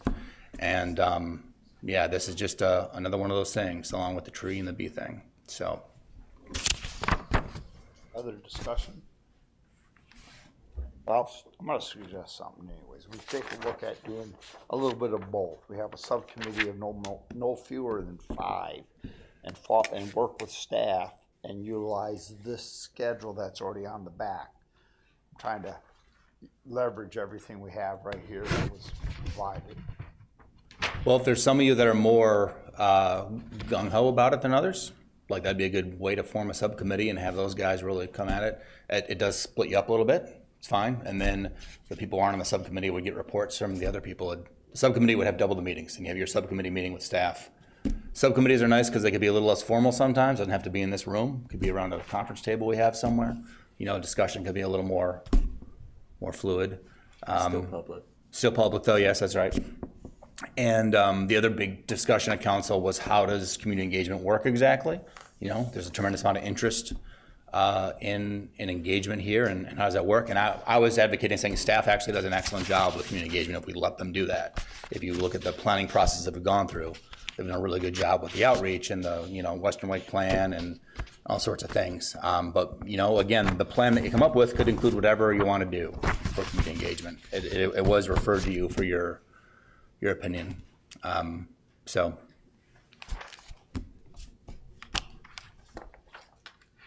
Any other thoughts? I'm sort of leaning towards the option 2 or some variation of it myself. I think we need to rely on the expertise of the staff to the extent possible. And I do think with the Western Big Branch, like, you know, it has its own web page, and it's very obvious that that was a very deliberate and very thoughtful approach. And that seems to be more aligned with option 2. Sorry, can we go back to the question of how the experts are determined of who presents and who's sharing information? Well, first we'll lean on town staff that has expertise, like, outside of just working for the town, but, like, you know, Kathy has multiple decades of working with Electric Cities and working with the government and Duke and all these other things in different capacities. And then outside that, we'll explore other agencies first. So we'll go to, like, DEQ. We'll try and find some other people speak on the particular topics if we can't locate someone specifically within town who has the appropriate amount of expertise to speak to you. It won't be me up here talking to you about electricity, because that's not my thing. So we'll work really hard to make sure that you have that. And if we have to reach even further out beyond another state agency or another municipality, then we'll do that, whatever it takes to find an appropriate So person. all the recommendations and connections are coming from town staff, is that correct? We're open to recommendations if you okay. guys have people.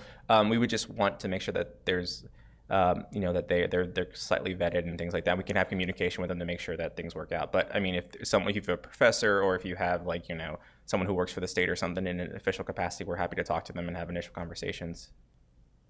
Yeah. So there's flexibility on who is presented as an expert? Possibly. I can't make any guarantees, but I'm open to talking to anyone and everyone, absolutely.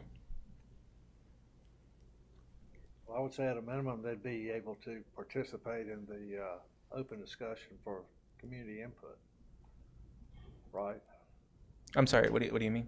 If they're able to provide input through the community interaction and stuff, they'd be able to put out their thoughts and stuff. Oh, sure. If there's a resident who's a subject matter expert, they can absolutely share their information. Then we're looking for established, maybe people who are working in the current field or state stuff like that, like the state office, DEQ, someone who's actually applying the rules and stuff like that to come explain to you, like if you have a large data center come in, what are we going to look at as the body that protects the environment for the state?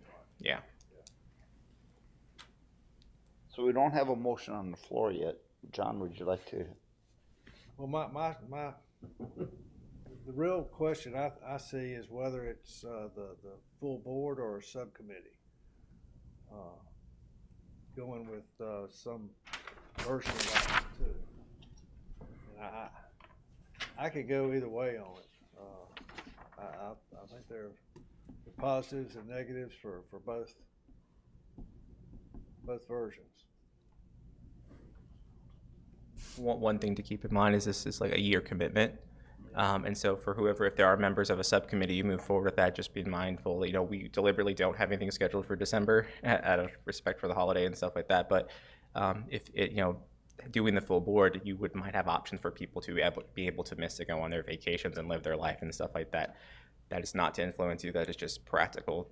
Be mindful of. I mean, that is a good point. We also, I don't think, have a meeting scheduled for July either, so. We can schedule special meeting. Yeah, special meeting. Yeah, just a regular board meeting we don't have in July. I guess I have a slight concern if it's the entire board, and not to say this isn't a worthy commitment, but then everything else we've talked about earlier gets way down on the priority list. Right. That this becomes this entire board's full focus for the year, basically. Ideally, that's the point of the additional meeting. That's the focus of the additional meeting, because we understand that you're going to have your you do all of the regular things, there's still time. In addition to everything else. Oh, okay. So we would still have regular time for other. So the goal would be if looking at the agenda, if we can work anything into the original scheduled meeting, that's ideal. But there's going to be opportunity, and there's going to have to requirement to have that special meetings planned in advance, where we will cover the particular topic or however you wish to proceed. Okay. Yeah. Sorry, I misunderstood that. So let me ask sort of a technical question. Does the resident advisory board attendance policy apply to special meetings? Like, if you get. Yes. Now, if it's the full board, then yes. I mean, if it's a subcommittee, that would be a separate. What's that to have a subcommittee? Well, it would be a separate set of attendance. Correct. That you track. So isn't attendance requirement like 50% or something? It's more than that. More than that, 75%? Mm-hmm. Oh, geez. Maybe an extension. So if you did the full board, this would be more meetings. So if you missed more, then it would actually be less, because you would have more meetings to add to that percentage, if that makes sense. And it doesn't have to be all year meetings too. Like looking back at the examples of how staff has run things like this before, that have open houses, maybe, and you could do, they talked about mailing lists and some online stuff. Like all that stuff too is going on to get input that you could participate in addition to any meetings. I think the meetings would more be like checking in, getting information, and there might be some decision points where you can steer the amendment to where you think it should go based on what you've learned at those points. But the whole point is the staff actually does the authoring, right, based on the experts, and the experts help you steer it to where you want it to go. So. How long would each of these presentations on average be? I think that's one of the concern you might have had.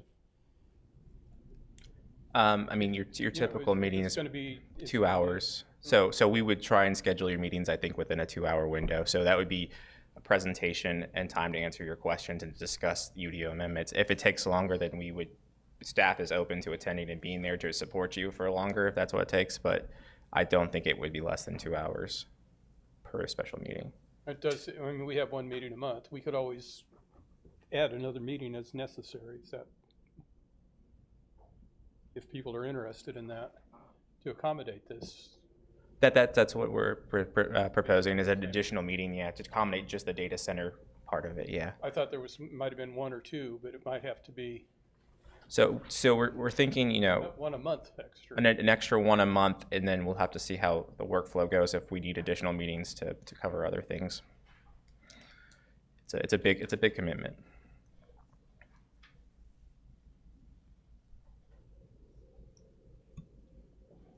I would certainly be willing to come down for a second meeting if we're gonna do it as a full board. I would be okay with that too. I mean, I'm okay with it, but I'm retired. I don't have, Family. I'm not sure I can commit to. I don't have a lot of little kids running around either, so. Or as Mark suggested, maybe we have a subcommittee that can meet once a month with staff. Is that what you were saying, Mark? Yes. But that would make let's sense. make sure it's at least 5, not just 2 or 3 people. I was thinking just Can't have more than 5, I'm sorry?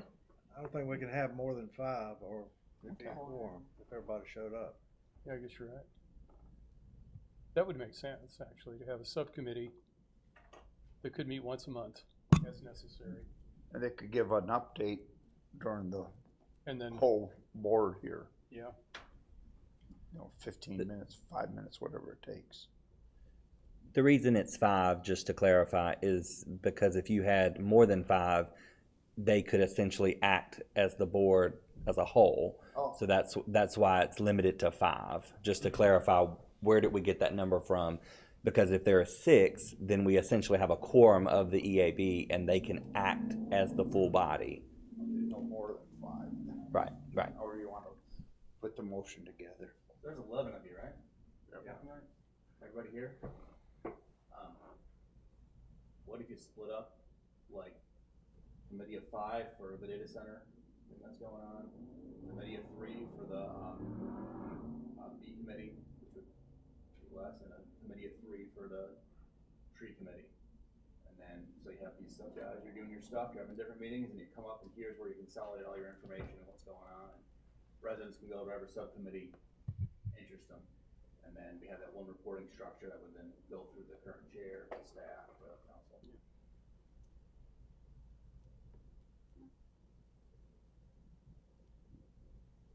I would think the B committee doesn't have to meet once a month either, though. That's Like you got B committee? That's an easy committee. Okay, so get a motion, please. I'll make a motion that we adopt option 2, and establish a subcommittee of 5 members, to follow through on this option. Do I have a I'll second? second that. Any further discussion? All in favor, say aye. Aye. Aye. Any opposed? Oh, hope not. And then do we have a motion for the B subcommittee? Membership. I'm sorry?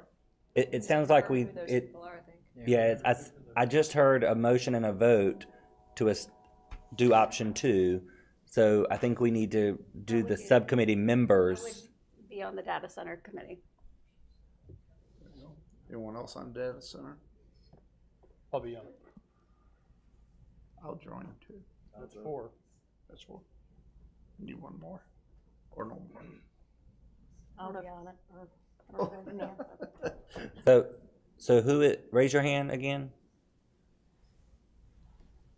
So Melissa, John, Mark, Suzanne, and Bill. Would we want to have alternates at all? Oh, can we do that? Can we have alternates also? We just can't have 5 people meet, period. Which I would think you could have alternates. The alternates could be Whoever's attend but not vote. Yeah. And that would take care of it. That way they're up to date, can step in. So the regular members, John, Melissa, Suzanne, Bill, and Mark. Yes, we need a motion. I'll make a motion. Do I have a second? Second. It's like standing up before a firing squad. That's what it feels like some days. All right, can we get a vote on the approval of the members of the board? Aye. Aye. Any opposed? Okay. So now, back to the B committee. Need 3 members. We need to have a motion to have a subcommittee for the Bs. I'll make the motion. Oh, no. You're already voting. Yeah. We gotta have a, do I have a motion? I'll make the motion for the. Do I have a second? Thank you. Any further discussion on the Bs? 3 members? Let's have some members, We please. could have some more, but just some people. At least 3 members, 3 please. standing members, yeah. Got 1? I'll be on the board. 2? Thank you. Then I can be on the There you go. Thank you. 3. We have 3. Okay. Any further discussion? Please vote. Say yea if you agree with the committee along with those 3 members. Aye. Aye. Aye. And then we have the tree committee. And can I get a motion for 3 members to be on the tree committee? I have a question though, sorry about this, subcommittee for the tree. There's not a specific requirement currently for that, such as for the data But center, we're the right? board. It's more as a- so, It's just establishing one. okay, There's no action at this point in time, other than to vote someone in. So I got a motion and a second. Any other discussion? I guess I would say I'm interested, I have some work, a fair amount of work travel probably coming up that might limit my ability to participate, but I'm interested and passionate about it, but I Sound like the perfect chair for that. So. I hesitate to commit without having a full understanding of, I don't think the tree would be, need to meet any more than B City. I mean, it's more periodic, I would think. okay. That is, in my opinion, based on what we've heard tonight, is a lesser of commitments than the data center or either the monthly EAB. That's just what I heard from Mr. Barnes and Ms. Ellison Lambert. Any, so do I have 3 members? 1? Sure. 2? I'm feeling very peer pressured 3? right now. I'd like the minutes to reflect that I'm feeling. I know, it's like, what did Susan say just a minute ago? I feel like I'm being on a firing squad. All right. Any other discussion? Okay, vote for the tree committee with the 3 members as mentioned. Right? Vote. Aye. Thank you. Excuse me, Alan. If we wish to have a meeting for the subcommittee in April, do we need to make any kind of motion or anything for that this time? No, we can schedule that. Okay, perfect. Thank you. And I do have one more thing for you guys that I promised last time. Yeah. Yeah. Just to clarify that the data center subcommittee will meet a couple times in April, and then their plan that's been outlined here in option 2, and then anything else will come back to council for that first meeting in May. Is that what I'm hearing? The plan, whatever they come up with, the plan will be presented to council in the first meeting. In May. Because some of these dates go through April of 27. Oh, that should be the end when we provide council with the final recommendations. Right. Yeah. I just wanted to clarify. Yes, absolutely. It will come back to in May. It will come back the first meeting in May, and then they will continue through this plan. Absolutely. Okay. Thank you. Yeah. All right. So you guys had worked really hard on a native plant species UDO text amendment, and I have the updated language here for you. It's very similar to what you guys provided in your resolution. So I'll just kind of go over that for you real quickly. Right now, so we're adding the landscaping on town-owned property as a new section to the general landscaping design standards.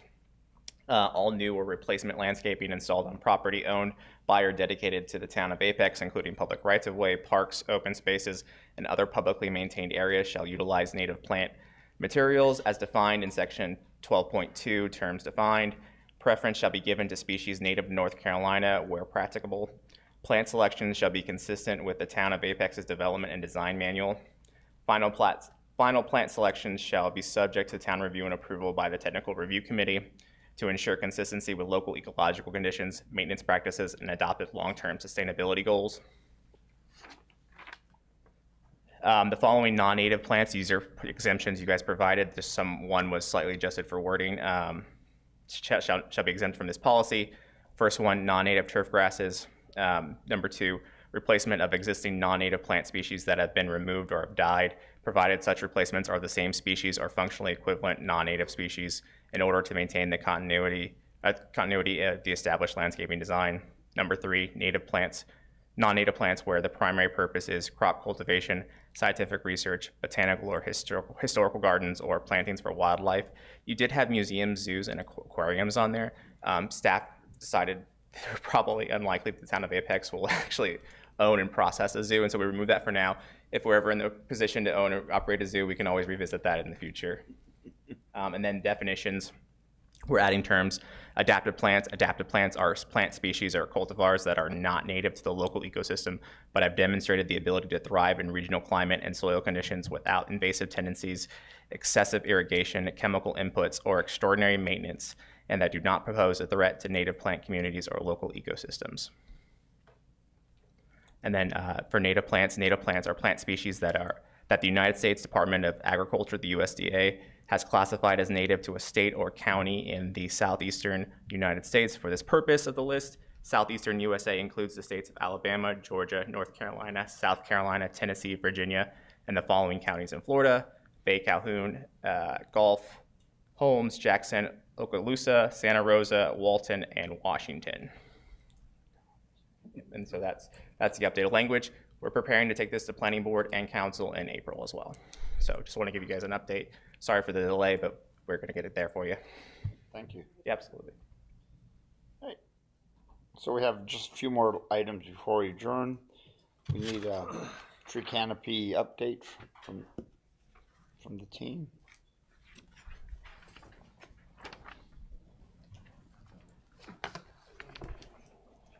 Okay, here's the update. We're working on it. Yay!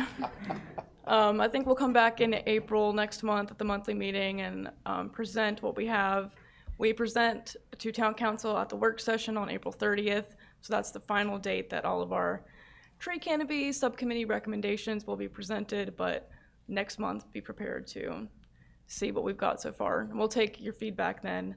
And we have a couple more subcommittee meetings to make sure we actually incorporate that. So we're working on it. Next is the Earth Fest planning. All of our supplies are in. We have table weights, we have the giveaways that we're giving away.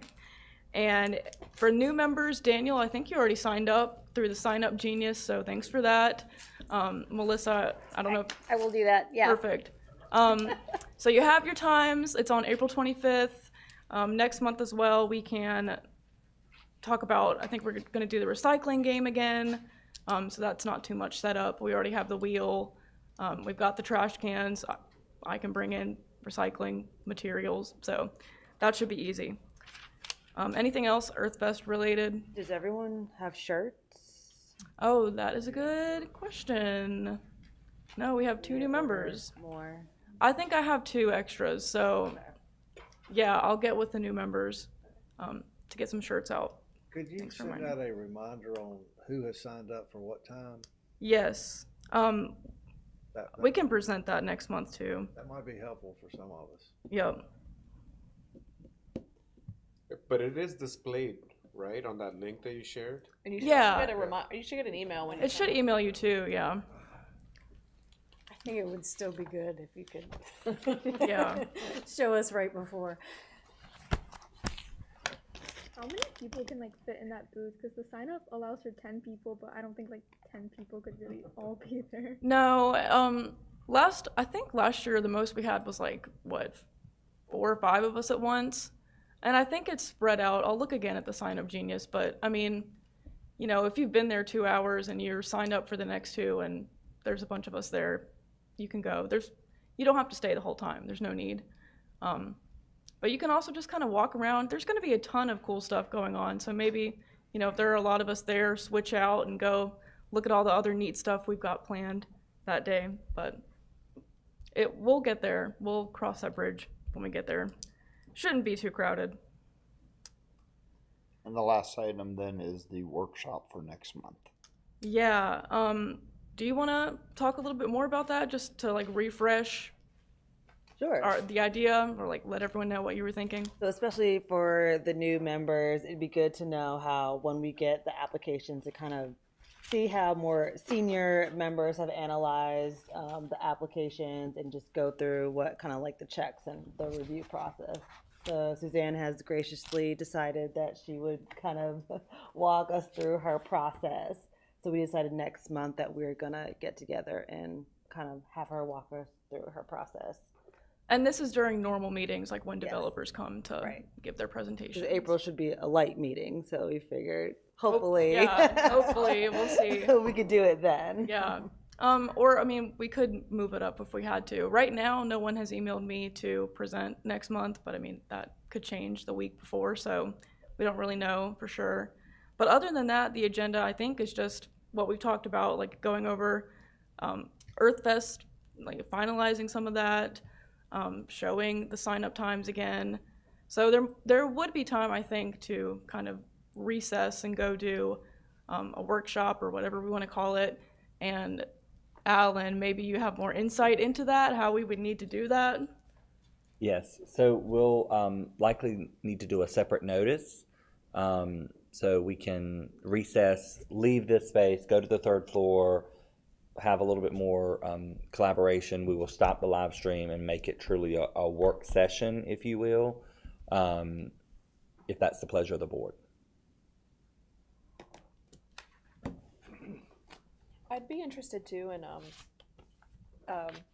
your recommendations or thought process around like the questions to ask and the dialogue, I think, with the developers presenting. Okay. So not just what you're thinking when you're reviewing, but things that you think about, like asking them and.